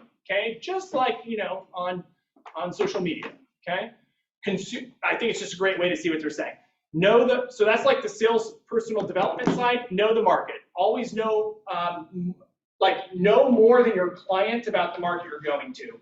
That's hard to do when you're in a big market, right? Like if you're in a niche market and all you do is like Sun City or all you do is Whitney Oaks, that's freaking awesome. Like I wish, if there's anything I could go back and do, it would have been to niche my like business into a specific zip code and then expand off of that. I didn't have that luxury. But you should spend a lot of time up front of your appointments investigating the entire neighborhood.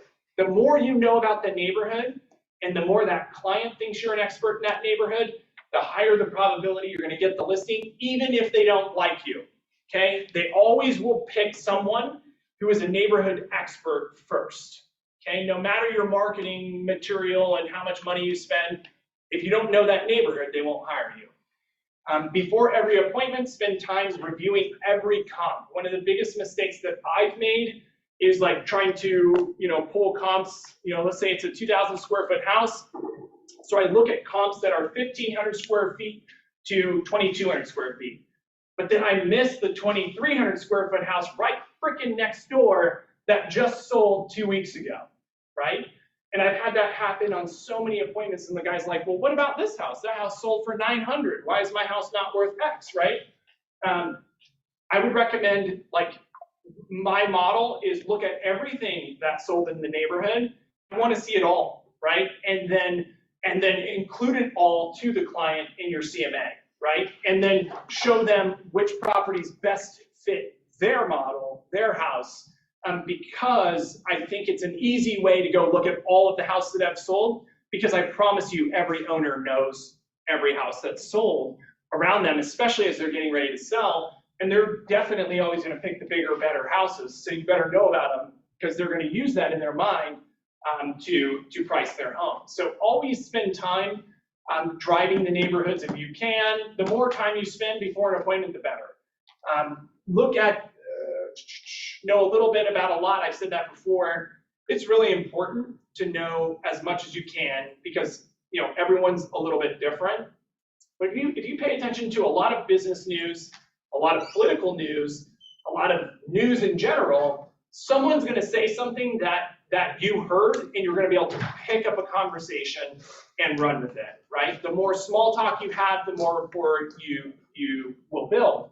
Take time monthly to understand the local market and macro market trends. I can't stress this enough. You need to be like the real estate economist of choice, right? If you're just an order taker agent and you're waiting for people to call you to take pictures, you're going to go out of business, right? That might be a little harsh. But if you're just showing up thinking you're going to take pictures, you're going to get your $13,000 check, man, those courts are coming after you, right? You are the one that they're coming for, right? You should increase your value. You should deliver more value to the customer. They deserve it, right? They deserve you to be an expert, right? And if you're not super duper busy, that's what you should be spending your time on, lead gen, and then also getting better at your skill. The last final thing before we wrap up for questions, I just show this because I feel like you should build your business into an engine. Like your business, even if you're an individual agent, you should think of your world like this, right? And I look at the real estate like any business should look like this, right? If I opened a McDonald's today, brick and mortar is probably a little bit different, but if I was going to sell a widget, right, I would house everything in some kind of platform, all my customers go into Salesforce or whatever CRM you're using, right? And then you would market your little widget through all these little channels, direct messaging, pay-per-click, referral, your lead generation goes out, right? You're sending mail, you're doing all these things to get new customers, right? Those customers click ads, they give you their information, they call in, they show up at the door, whatever they do, but they come in, right? And you're generating these new customers, and they come in and you gather more information on them, and they go somewhere in your process for Maybe they go to the appointment stage, like they want to talk about buying, right? If they're not ready to talk about buying yet, they just investigate you a little bit.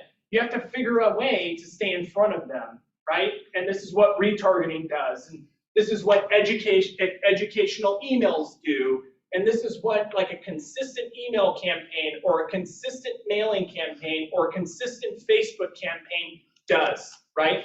The people who are kind of interested in you continuously see you, right? Like you should have an engine, right? That basically takes anybody who comes into your world and the new ones, and you're clear about what you're doing to get them in, deliver to them to get different leads, and then what things do you do along the way to stay in front of them and at what stage? Like if you go on an appointment, what happens after that appointment, right? Like what do you send them? Like what cadence of communication do they get? It obviously can't look like, are you looking to sell? If you went on an appointment with them yesterday, like that looks stupid. Like let's be honest, if you send an email tomorrow to someone that you met yesterday and it says, are you looking to sell? They're gonna respond, say like, dude, we just met, right? We just talked about, I want to sell, right? So it's really important that like I'm passionate about, like you should think of your business and break it down into every little component and think about the ways that you can improve the customer journey, the customer experience. And when you start really making money, like how do you squeeze out more efficiency and how do you like convert more customers? How do you control your costs better? How do you make sure that whatever messages are going out make sense, right? If it says, if you have automated text that go out and say interest rates are at 2%, I remember I had that for a long time, like a year into COVID, and it was still, interest rates are 5%, it's great, right? And we get all these text messages back, like, dude, interest rates are 3%. I'd say, great, let's go out and take a look at homes and lock one in, right? It was kind of silly, but you want to have relevant information going to your clients. Does that make sense? Any questions before we wrap up? I'm down to answer any questions, so. Anybody online? Hopefully they heard all that. No one put in the little chat box that they couldn't hear, so that's good. What's your buy now, sell later program? How is that? Are you self-financing that, or are there financing companies out there like bridge loans? HomeLight, yeah.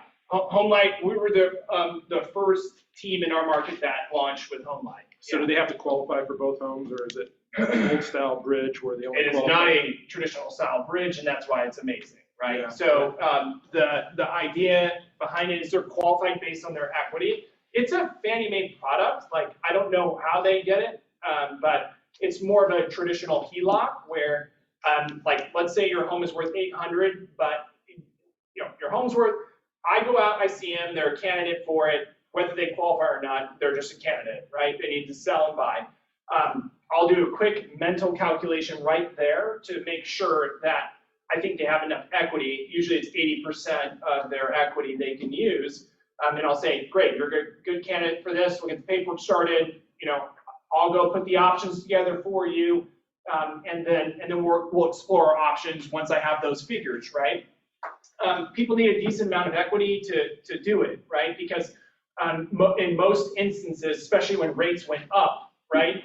If they can only use 80% of their equity to put down on the replacement home, a lot of people need 100% of their equity to make the new payments make sense. Right. Does that make sense? Yeah, that was why I was kind of getting into that, because it's been difficult even using the bridge program. Yeah, because they don't have enough equity. The cool part about the program through HomeLight is that like they get all of pretty much 80-85%. So of most of the, and it's very cheap. Like they don't make mortgage payments. There's no interest on the bridge loan. It's pretty nice. They pay, it used to be a 1.5% fee. Now it's like between 2 and 2.5 on the entire loan. So like the bridge loan and the financing on the back end. So they get 80% of their equity to go buy their replacement home. They don't make any payments on their old home in the interim. Once they move out, they have 90 days to move. If it's not sold in 90 days, HomeLight will execute a sale. And they execute a sale at the 80%. Once the home sells, for whatever it sells for, HomeLight will credit all the money back. It really is pretty innovative, yeah. Yeah, and I did self-finance that for almost 2 years, right? And we called it a cash-backed offer originally, and what we would do, and you guys can all easily do this, where a seller that's contingent, we would list their house, and then we would go make offers and basically do a guaranteed offer to sellers on the other end, right? Basically saying that cash. Open Door is the one that innovated that, and then all the lenders started to offer it, and I started to offer it, right? So I got the idea from Open Door. They were doing it in like Texas. They weren't in California yet.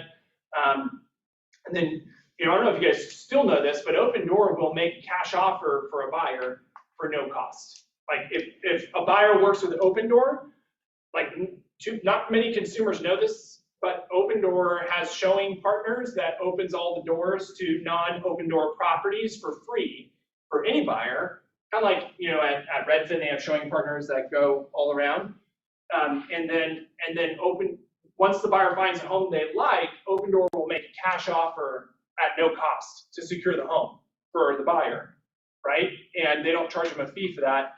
Open Door just gets the buyer agent commission. That was a little scary when I first found that out. Like, who in the hell wouldn't do that? Yeah, like, and then also I thought, at what point of a fiduciary is it an obligation to tell the client about that option, right? And I was having like internal challenges when the market was really challenging. Like, why would I not refer my client to that, right? And take the 1% commission when I knew that's why we started offering the cashback offer. We were looking for ways to offer that. Like, there's no way we can make cash offers for people everywhere, but I needed to offer something better, because if every buyer knew that like they can just get toured around and they didn't have to make a commitment, and not only that, they got a cash offer in the end and it didn't cost them any money, that would be a challenge. Yeah, it's always good to have that proprietary program that's going to give you the value proposition that solves a problem that they didn't even know they had. Yeah, I mean, it's a huge value. Like, I mean, yeah, who wouldn't want that, right? Any other questions? I have a question. Yeah. Do you get a listing agreement signed before you explore the buy now? Yes. We try to. Yeah, most of the time, yeah, we'll have but sometimes I don't. Sometimes I'll, run it through it. I've gotten it down to like, it's not that hard for us to do it real quick. But, yeah, I would say 80% of the time it's already signed. Yeah. Do you hand out all of your different packages? Is it pre-printed? Because Yeah. my thinking is there are some houses I have encountered, particularly in the last year. Well, they're going to take a lot more work. They're not going to be a quick sale. People don't have the money to do everything, and it's like, yeah, I don't want them. I don't want to cut my commission for that certain package, because this house is going to be trouble. Yeah, I mean, and that's just like, don't be afraid to market something out, thinking that was originally what I thought would happen. We run radio ads. I thought originally, like, I'm going to get all these calls, like I'm offering to, renovate houses for free, basically. Right. That never happened. I wish that happened. Okay. Like, I wish more calls come. You still have the option to say, like, I don't hire every client that's interested in help in the renovation program. Okay. Yeah, I mean, I would say Right. maybe 30% I say no, right? Okay. Like, no, I'm not comfortable doing this. Whether that's equity-based, like they don't have equity, they just seem like a really shitty client, Yeah. right? Like, you have to be very careful about who you go into business with when you start partnering with them, right? Because they will make your life miserable, right? Even worse than like the worst client, because now you're in their house renovating daily, right? So I used to do it when people lived in the home. Now I make them, it has to be a situation where they're able to move out or almost totally move out. Yeah. Because they're there every day, like, oh, well, what about that? What about this? And like, dude, just wait until Yeah. it's done, Time sucker. right? Yeah. Hey, the light switches aren't back yet. Well, no, duh, they're not done painting, right? Like, Right. so you have to be pretty careful. Yeah. Okay. But just because you put it out there doesn't mean everyone like automatically chooses it and you have to work with them.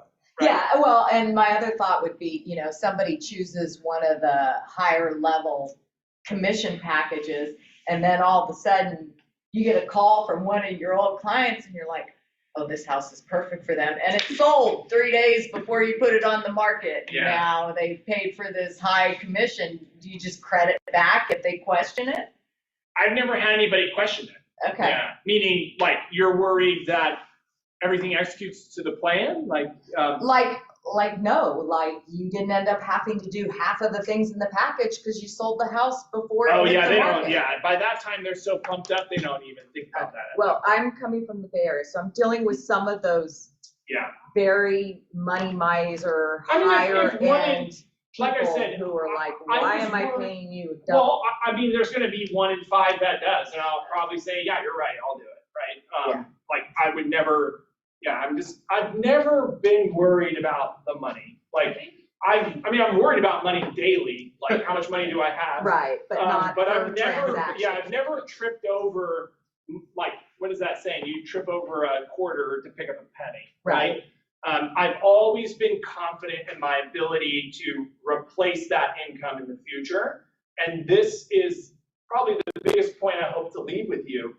The bigger your business is and the more leads you have and the more consistent you are with your prospecting, the more control you have over everything in your world, right? Right. Meaning the flexibility and the freedom that you have, the clients that you work with, the income that you make consistently, the investments that you can make, the kind of car you can drive, whatever it is that floats your boat, the answer always is more lead gen, right? More calls, more leads, more calls, more leads, right? The more calls and the more leads you have, the more flexibility you have to offer more value to the customer. The more calls and the more leads you have, the more flexibility you have to say no to bad customers, right? So it's important. Like, that's why I always go back to, like, no matter how sexy we make it and how fancy and whatever our business is, we're in the business of lead gen, right? Like, we are in the sales business. And it's kind of weird because, like, I think real estate agents are one of the only ones that kind of think of themselves as different than, like, an insurance sales guy or a solar sales guy or someone who's selling financial packages or whole life insurance. We're all salespeople, right? We all sell the same thing, which is we need to go get leads. We need to convert those leads to talk to them about our product and convert those product conversations into customers, right? We just so happen to have a longer sales cycle with the customer, and it's a lot more interaction in person. Most sales jobs are not like that, right? It's very just call-based, and you have a quick appointment, and the thing you're selling is like $200, and it's a recurring subscription, and boom, it's done, right? But I think because of that emotional connection, it brings a different kind of salesperson because the emotional agents, join the business because they like that feeling, right? And you can have huge businesses with that personality, Right. but I think that personality would very much struggle in the sales world of like the corporate sales world, right? Where you're making calls and you're pounding doors and you're knocking. Like, that's not most real estate agents. So that's where I say, like, there's always this kind of struggle in real estate where, like, it's full of great people and great salespeople that they're just not comfortable with the sales things that have to happen to have a big business. Now it doesn't mean you can't be a great agent. I want to remind you of that. But it will mean you're going to go through very cyclical cycles. You're going to ride the market, right? And if your database is big enough, you're going to stay an agent for a long time, right? If you've done a lot of business, it's going to, the longer you stay, the best part about this industry is the longer you stay, the better it gets, right? The more people you've served, the more you insulate yourself from going to zero, right? It's like most people who tell you to invest in a 401k, the best part about it is it never goes to zero, right? You're going to have bad years. You're going to have far less bad years than you'll have good years, right? The only way to go to zero is when you quit or if you don't make enough calls, right? You have to get through that 2 to 3, 4, or 5 year hump, but once you've had enough clients, it's a perpetual cycle. You just have to you'd have to quit, right? You'd have to stop nurturing those relationships to get business anymore. Or move. Yeah, move. Even that, you can still turn that into, I'm sure you're gonna get referral revenue. If you still keep I did good. I think I had 11 transactions last year, so I had a lot of And you're repeat not clients and referral. Did you know that real estate's like one of the only, how lucky we are, guys? Like I showed you the income jump, between 2013 and this year. We are the only industry where we can actually make money without providing value to the transaction.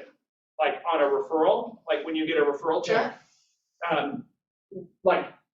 it's actually illegal for all other industries to do that because you're not providing any value to the transaction. Mm-hmm. You're making revenue from just a connection, right? So we are very lucky to have that, right? All other industries, it's illegal. Like financial industry, if you try to get a referral fee, dude, you're gonna get a huge fine, right? Lenders, Closing a deal tomorrow in Arkansas. Yeah. Don't have my Arkansas license, but our company does. Yeah, well, there's some ways to work around it in the lender industry, right? Yeah. But it would be illegal for you though, right, to do commission sharing. Oh, or- yeah. No, it was a referral base, just like we refer people, agents to agents, same type of thing. Within the So it's same through our company, network. all licensed, right? Everybody's licensed, A yeah. subsidiary, Yeah, right. So, exactly. it is a huge revenue boost. It's different. Yes, much different. It's better protected to be able to make money off of the goals than any other industry. For sure. Yeah, I think they applied on my site and then I referred it over once we found out it was a different state. So everything's Cool. But all I had to do was watch the emails go back and forth. Yeah, it's the best kind of, Yeah. best kind of money ever. Yeah. Little money, but whatever. The dollar per hour is so high. It's about time. That's another thing, you should watch your dollar per hour, like literally. Like always track, always know, like what is my dollar per hour and always work to actively increase it. We always say, Yeah. whatever You're you only- make for that year, just divide it by 2,000, that'll give you your hourly wage, and then Yeah. you gotta try to earn it every Yeah, step the of the only way. way you affect your hourly wage is you create more value. And I say that all the time, like you just generate more revenue and your dollar per hour will go up, right? Like everyone has a dollar per hour cap, literally. The only way to change that is by generating more income, more revenue. The more revenue you generate, that's why sales jobs tend to have the highest incomes. If you look at all US industry, most salespeople are always at the top of that list. And they also tend to be the least educated and the least specialized, but they're also the highest paid because they drive revenue. When you bring revenue, you're indispensable, right? And you should try to make yourself indispensable. It doesn't matter if you're on a team or you're on your own business. The more revenue you generate, the more valuable you are, no matter what widget you sell. You become unfireable if you're a top producing salesperson that drives revenue. You're gonna ask a question? Yeah, I wanted to know what, that 40% of your business that is still all new people, Mhm. what's your favorite, or what do you find is the most effective way to find that 40%? I think it depends on how much money you have, right? Meaning, I don't have a favorite per se. My favorite is past client referrals because they're always Sure. easy, right? But I would say you need to have a healthy, it's just like in investing, you wouldn't invest in just all your eggs in one basket. You wouldn't put all your money in one company. And if you did, you should probably pick Apple because it's made a lot of money for me. But you should never have all your eggs in one basket. So what was explained to me by my mentors, you should have a stool, right? Like you should always, your past client, your sphere is always like your main leg of any business is like your current customer base. But you should have 4 legs to your lead generation strategy. For most, that's open houses, right? Their sphere, like if they want to count that as a leg, and then usually that's the only 2, right? They have 2, and it's very susceptible to years like last year, and your business goes down tremendously, right? So I would recommend finding 2 more. And as you grow, now, I would say we have 18 sources, right, that turn into closings, but we still have 4 main ones, right, that generate the most revenue. So I would stick to, if I didn't have a lot of money, I would stick to open houses, working my sphere in my database, And I'd probably move to mail pretty quickly. It's a pretty low cost thing to do to generate leads, like at scale with not a lot of time. You just have to be careful about like the message. Like again, I would get clear on like your offer first. Get clear on your offer before you start marketing. I think that's where people mess up, is they don't have an offer and they start spending money on marketing. It's like a picture of them, like, hire me because I'm cool, I'm the best. That it just doesn't work. Like no one looks at the picture of the agent like, oh God, I gotta call that agent. That shit doesn't work. You need a compelling call to action. Yeah, right. You need a mofer, right? And like you can I have will it buy your the house. same every time. Even if it's the old school guaranteed sale, it's proven to make $1 million real estate teams to run on the guaranteed sale model. Saying, I'll guarantee to buy your house if it doesn't sell. Like, what house isn't gonna sell right now? Like you could say that right now. I don't know your income status or anything, but I know for sure you can say that and have a bunch of clauses in that contract that mean you never buy that house, right? But you can get someone to call you, and that call is all it needs for you to get to the table, right?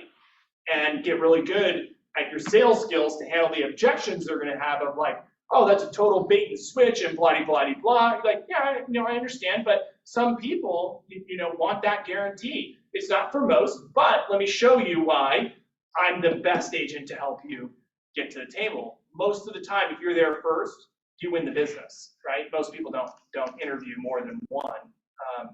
It's becoming more common, but just getting to the table is the key, right? So I get the mofers right first, then pick your channels to market. But posting to social media is not real marketing. I consider that like you're just, most of it's ego-based, I think, but some of it is like touching your database, right? Like you're staying in front of the people. I would definitely email get MailChimp, send a monthly email before spending big money on mail, right, to your database.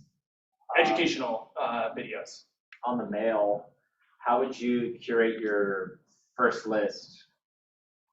And who would you kind of focus on? Would you decide to Your database first? Yeah, not for like sure. that neighborhood that you want to. I mean that too, but I would the very first, if your funds are limited, and I should say everyone should put at minimum 10% into marketing. 10%, like every check you should put into a bank account. I use bucket systems all the time. All that money should go to real marketing, right? So you should be doing that immediately, right?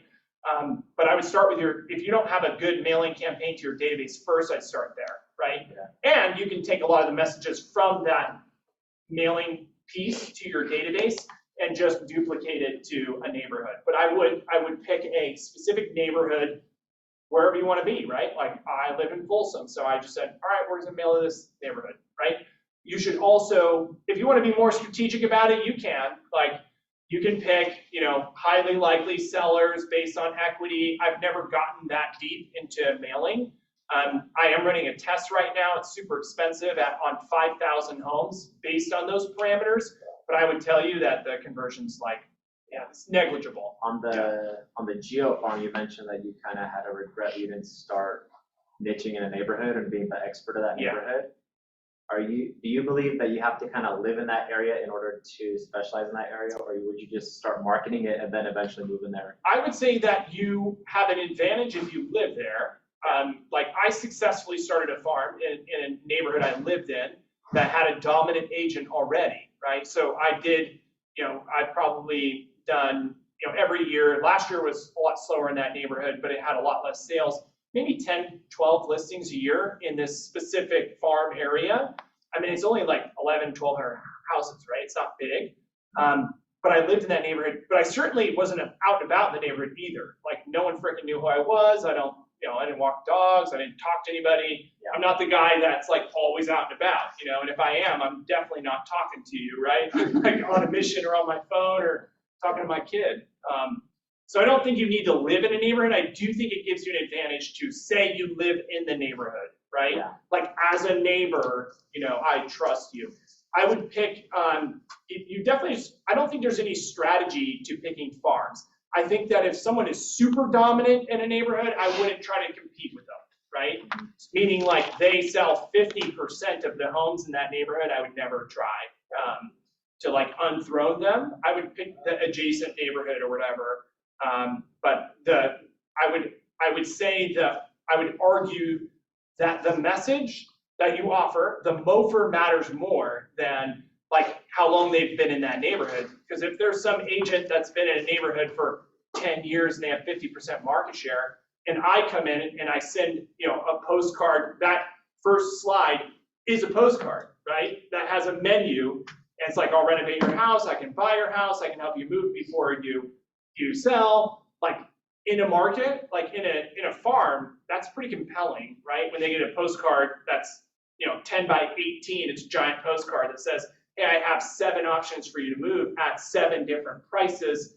That's going to generate calls, right? Yeah. So, I think it's a matter of consistency. Like every month you have to send something. Just be very careful about what you send. If you're just using core fact, I'd say that shit doesn't work. Yeah. Yeah. Because there's always a dominant and everyone else, right? There's a bunch of, just listed cards that don't ever work, just sold cards from someone's listing that they automated. There's always like 3 or 4 real estate agent cards, but there's a dominant one that does send a newsletter or whatever. Did you pay attention much to the turnover rate for that neighborhood? Or were you like, I'm hey, not I that like fancy, yeah. Yeah, I just picked I kind of knew what it was. It had been about 50 listings sold a year. So I said, hey man, if I spend 16, 18 grand a year and if I get 7 listings, I'm gonna net, about 100K. That's cool with me, I'm good with that, right? And I don't have to drive far from my house, right? And the average price point was, 30% higher than ours, right? So, again, it's not gonna replace all your business, right?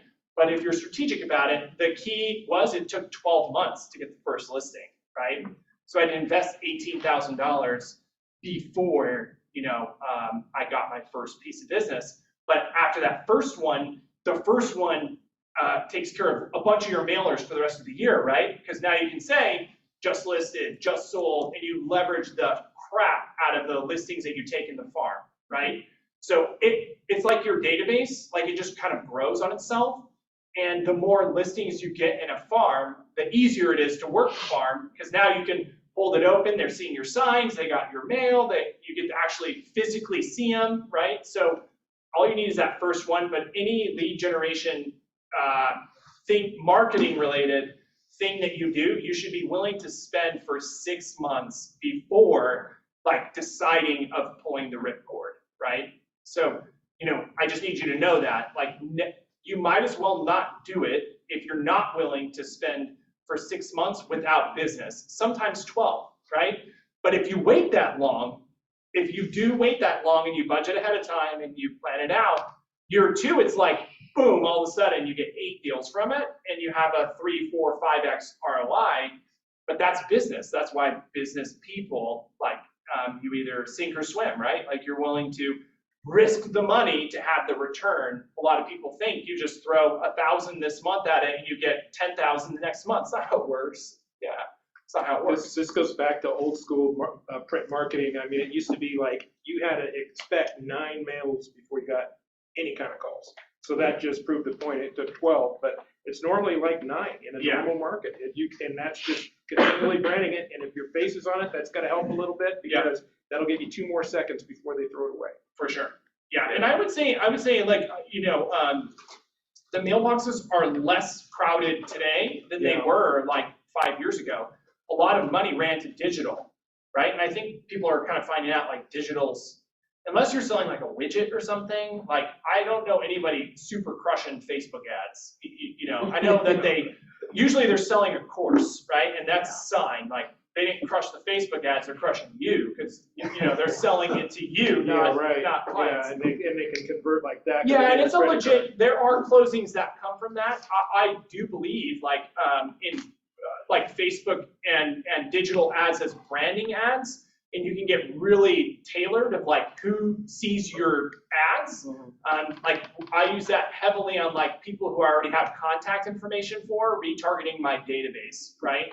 So again, you're creating this moat of I just want them to see you all the time, right? They get the mail, they get the calls, they get the emails, they get the invite to the event, they see us on social media. And I'm not saying you should hire me. It's oh, look at this story. We did a $60,000 renovation here, and oh, this person got to buy their next house first, and then we renovated their house. You're telling these stories of like, hey, we do real estate differently, right? And it doesn't have to be that for you. It's like, oh, I helped this person, stage their home, or I helped them clean it, or I helped them like sell their stuff. You're telling the story of what you do, not like hire me. You're telling the Mofer story, not hire me.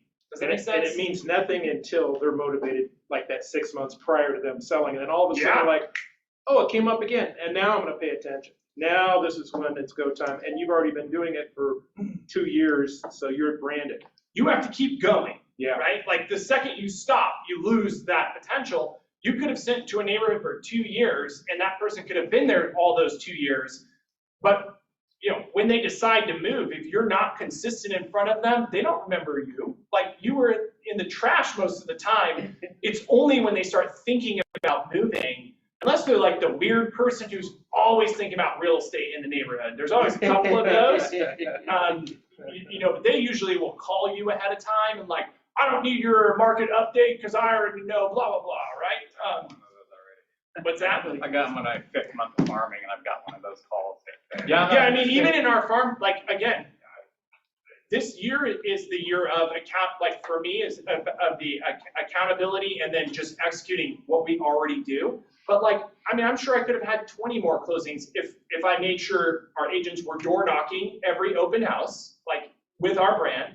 If I was consistently hitting 100 doors a week, like we made that part of their commitment for lead gen. Like we don't do any of that. We just pay the money and send the mail, right? Like that, but all of that stuff, the ROI has gone down dramatically. Now it's still profitable to do it, but we were having exceptionally better ROIs in the market when everyone could move, right? You have to be very careful.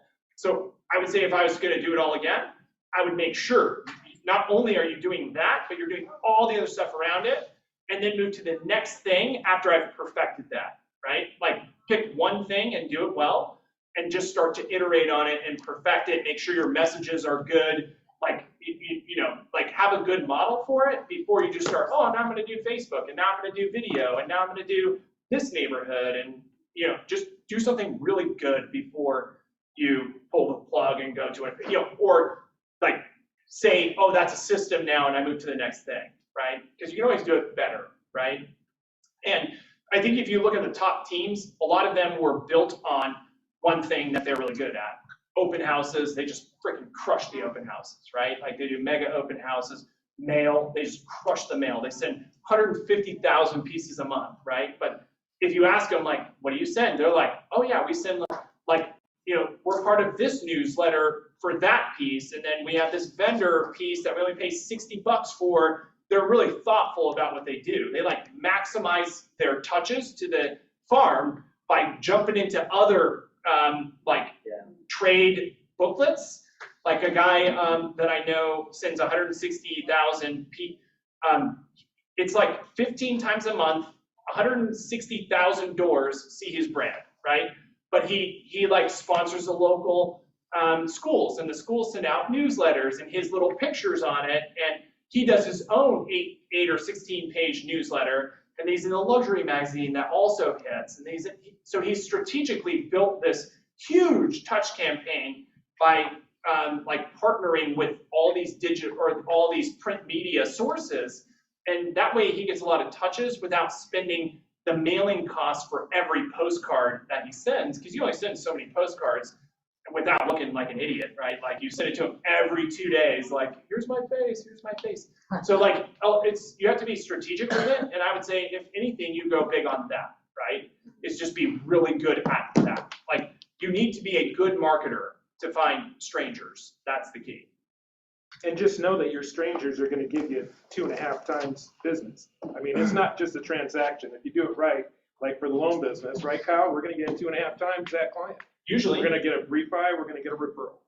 Usually. I mean, that's been my strategy, is like, why would you not want more clients? Like, who would not want more clients? I don't know anybody who would not want more clients. And I just don't know enough people to give me the number of clients that I want. So, you have to always be filling your bucket with new people. We lost more business last year than we closed. Exceptionally more, right? So I don't, we all don't have lead problems. I promise you, you don't have a lead problem. You have a lead conversion problem. Like you're not talking to enough people, and you don't have a good enough strategy to make sure you're in front of them enough. Does that make sense? I think I've tracked like well over 130 lost opportunities that listed or sold or bought someone else, like millions of dollars of commission upside. It's like a dagger, right? But every one of you has that. You might not just be finding out, right? You just don't know. But I guarantee you all have that in your phone, right? If you called every number in your phone, or you had a way to run it and skip trace it to find out if they moved, I promise you, you're gonna be like, oh, like, you're gonna be blown away at missed opportunities. So it's just, you need to pick up the phone and call. Like this year is the year of calling, right? Any other questions? You still get quite a few past clients that end up going with another agent on listings? Not past clients, I would say the retention is pretty good. Like if I worked with them and they didn't leave this, most of our, I would say the other important thing about like continually building a database is like statistically your sellers are like moving out of state, right? So we lose them, like they're gone, they're not coming back, right?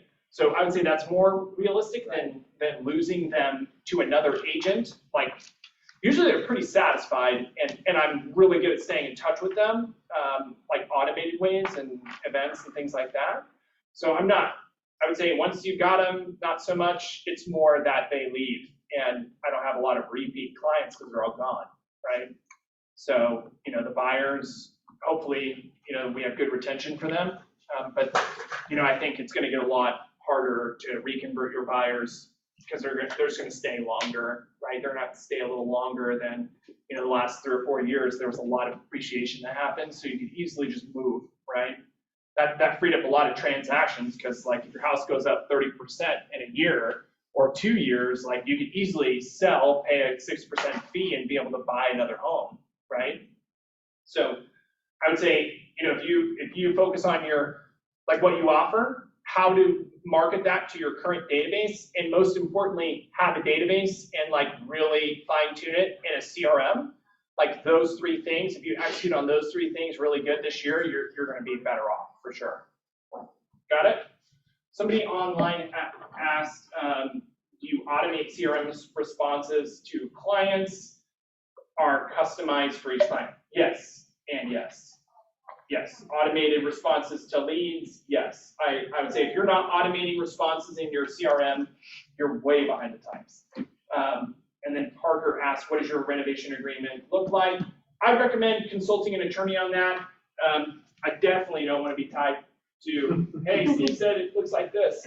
I will say the renovation idea and concept is very much a gray area. Like I have a conviction that if I went to court with the DRE, it's really hard for anybody to say that I had any wrongdoing, like I had any malicious intent in that transaction, right? Like I'm putting my money at risk for them, so that we can make these repairs to make sure the house sells and improve the value. But there's a lot of risk there. So I just want to make that disclaimer. So the renovation agreement basically says you can't sue us. There's a hold harmless agreement.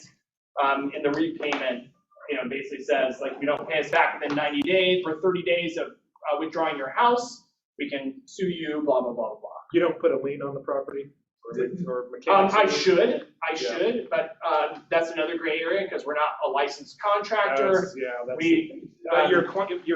Your subs could, as they came in. They can, yes, they can, but then you have a paper trail of like, you're not a licensed contractor, but you're contracting these subs, and it's definitely a very gray area that, like the best way is just get a third party to do it for you, or have your contractor, like you're really carrying the burden, but your contractor's floating the money, right? Yeah, that's the legal. That would be the legal best right way to do it, but I've been doing it for 6 years almost, 500 times, knock on wood, without a huge major problem. But you have to go about it the right way. You have to always, like any other business, you have to always say, I'm I'm gonna own it, right? Like, Well, if it's all something good burns until we down, hit down I have to pay for You it, hit right? a down market and values go down, all of a sudden you could get stuck, so you gotta be careful with that. That happened in 21. It just took longer for homes to sell. Yeah. Yeah, I mean, you just have to manage your cash flow really well, right? Like, yeah, I mean, if you're loaning this money out and it's your money, you just have to make sure you have enough money to like pay your bills. And, like, you don't want to overcommit yourself to where like, oh, I don't have any money, right? You don't want it sitting in your clients' houses in case it takes 90 days to sell a home, right? So all I did in that scenario was just a lot more careful about what I was accepting, who I would do work for, how much. Like, my threshold for a project would be 8,000, not 20, right? And then your guarantee would be, unapproved. Leave yourself an out on your marketing on an approved basis or something, right? Yeah, we don't guarantee that anyone qualifies for that program, right? But I would also say that, by the time we're in a renovation with someone, they are highly motivated, right? Like, this is a great, it's a strategic tool for me to get in front of them early and find super motivated people, right? Yeah, I think it's Like, a great there's program. no issue with getting the right price. I mean, these people are fully committed to whatever I need. Like, by the time I sign an agreement, they're on board. It's like, okay, Steve, whatever you say goes, right? They have no say in what colors are picked. They have no say in, like, they have a say in, like, they agree to the cost. That's it, right?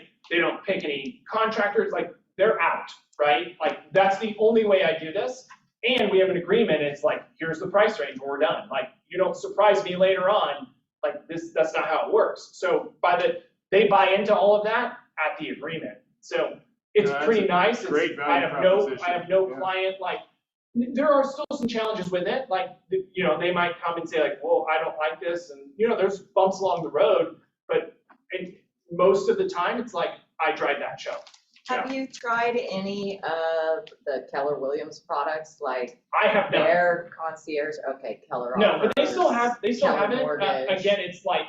I know, it's a markup. Yeah, I've looked it's- into it. It's like, again, I found that with clients, their biggest objection is paying too much money. Right. Yeah, and even they're though it might be the obviously right doing move that. for them, I'll tell you, it's a huge skill set that I had to build to get people to buy into trusting that, like, oh, hey, if I spend 15, it's gonna be the right bring thing.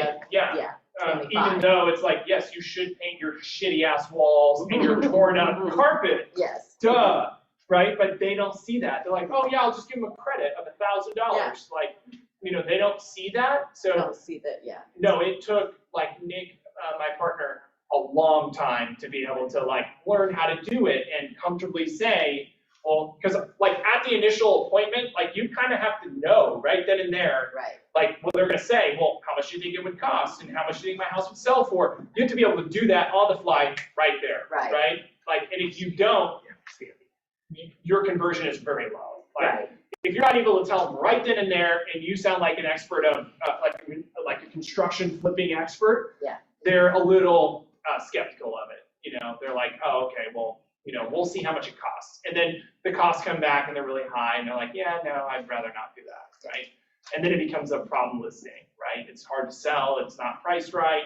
So, it's, like I said, it's not something you just immediately can offer. So have you worked deals with your unique vendors on that? Yes. So, so you get a break and a priority for scheduling when it comes to. For sure, yeah. I mean, like, it took a while to build up, right? But, I mean, Yeah. our painter literally will go from house to house to house. Every week he works for me, yeah. Okay. So, at a certain point, like, you have a lot of leverage and control, right? And, now they contribute to our marketing costs, things like that. Not enough, but they contribute some, right? Right. So I hold them accountable. Like, if they're doing $100K a year, they're gonna pay, $1,500 an event or $2,500. There's gonna be, quid pro quo. Right. Like, if I'm giving you all my business, you're gonna give me preferred prices for my clients, and you're gonna give me money for marketing, right? And you're gonna show up on time. Yeah. And do quality work. Yeah. Because So that's the big issue, is there's- getting a sub to actually show up. Yes. Yeah, that's, they don't stay a sub for very long if that's Right, accurate. right. So, yeah. The marketing that you do to get new clients, do you do different marketing around a listing, or is it all? I mean, I've never done a lot of, let's say, outbound marketing around listings, like to try to get new customers. Okay. Again, that's probably something I can do a better job of. But like, you're on the radio, aren't you? Yes, But that's to get new, I mean, he's not marketing. unless it's in my barn area that like I know that I'm already mailing, I would not go just randomly send mail and stuff around listings and stuff. But what you can do is take your listings and do open houses, and you should be door knocking, you should be calling, you should be doing all that stuff. Like our team doesn't do that very well, but we do open houses good because those are easy, right? Yeah. Like you just sign up for it, you go. But there's no you get leads. special, like, this is listing, these are 7 things we're gonna do for marketing. Yeah, there is, but if we actually do it, on the other hand, it's different. Okay. Yeah, again, like, this is the year where people are gonna work, you know? Like, During 2020. Yeah, we will execute on that plan, or, there will be no open houses to have, Yeah, right? for sure. That's Okay, the plan, cool. right? But yes, every listing should, I mean, it's well documented, every listing should generate a buyer closing, right? We are absolutely not at that. I signed like almost 90 listings last year. We didn't have 90 buyer closings, so, So I can say that I know many teams that are well over the 1-for-1 for every signed listing, but they religiously do the stuff. They hold every listing open, they door knock the neighborhood, they call around their open house they call, they turn it into a lead generation engine. So yes, I would start there for sure. Yeah. Got it? Thank you. Parker had asked a question. The cash offer program for buyers, the only issue I can't foresee is after the cash purchase, the buyer now does the finance and the appraisal comes back lower than what they paid, the buyer owing the difference. Parker, I don't know, talk to Open Door, I'm sure they ran into that. That's not usually how it works. Like the transaction happens immediate, so like there's no way that you're gonna have a low appraisal immediately after the home closed for the price that you're agreeing to, right? But I'm sure that has happened in some scenarios, and I don't know about you, Parker, but I certainly am not paying cash for homes, so I don't really care. So, that is a risk, I would say. Most of the time for the cash offer program for sellers, you're buying those homes under market value anyways. So any cash offer I've ever made is like 20% under market, and some people will take them. So you should make everybody an offer, right? Like you never know. That's always one surprise for me is you never know someone's situation, and I'm always surprised when they say, yeah, I'd take that offer. Like, really? Like you would take that? Like they value the convenience more than money, right? And so I would say more people want the money than value convenience. So you don't want to alienate everybody, but that is definitely true. Yeah, I mean, Open Door sent me a letter just this week saying, we'd like to make an offer on your house, call us. I'm like, it's not for sale. Yeah, it's not as simple as that, though. Open Doors mail actually has the value range on it, which is incredibly, I mean. It's low. It's low, but to have a value range on a piece of mail specific to the address is freaking incredible. Yeah. Like you can do it. I have a buddy of mine who actually does it. They have a spreadsheet based on zip codes, and it's a huge ordeal to get the value ranges on all the mailing pieces. But that's why, if you want to know what MOFers work, just go on Open Door's website, Zillow's website.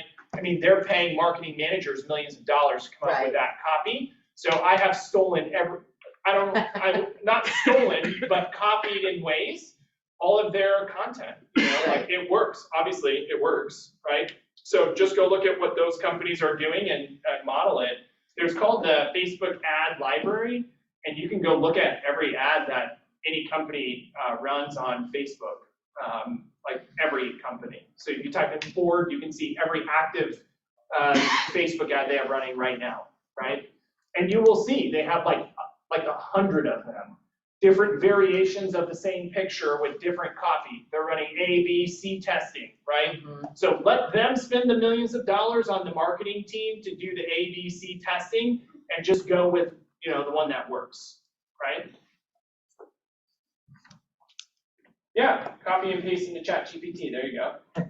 That works too.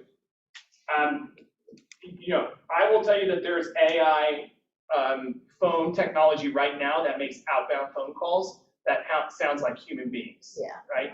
It's coming. So I didn't talk about it today, but if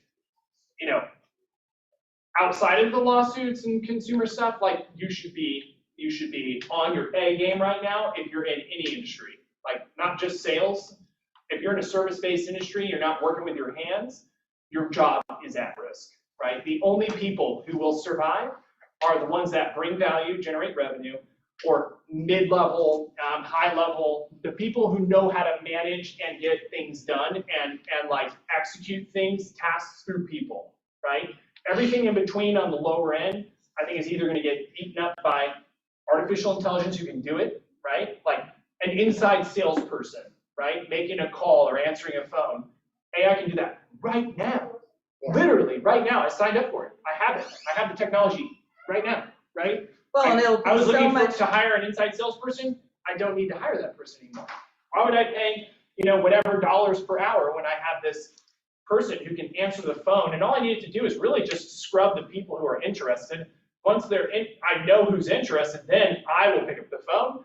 I'm the one that brings the value and drives the revenue and is the pro, right?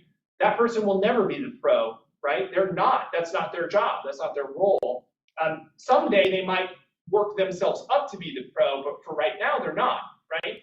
Well, I think that if you're not consistently increasing your value and your worth, going back to the value equation, like you're just super at risk right now. Like, either devaluing your worth, like your income will go down, or you're gonna have trouble, sticking it out. Yeah, it's crazy, like to be able to take a phone call and they're gonna connect that stuff to the MLS, so it'll be able to answer questions based on, what a buyer or seller is looking for. I mean, it's getting pretty crazy, yeah. So, all right, that's it. That's all I got for you. that was great. Yeah, okay, cool. Thanks, Steve. Yeah, no worries.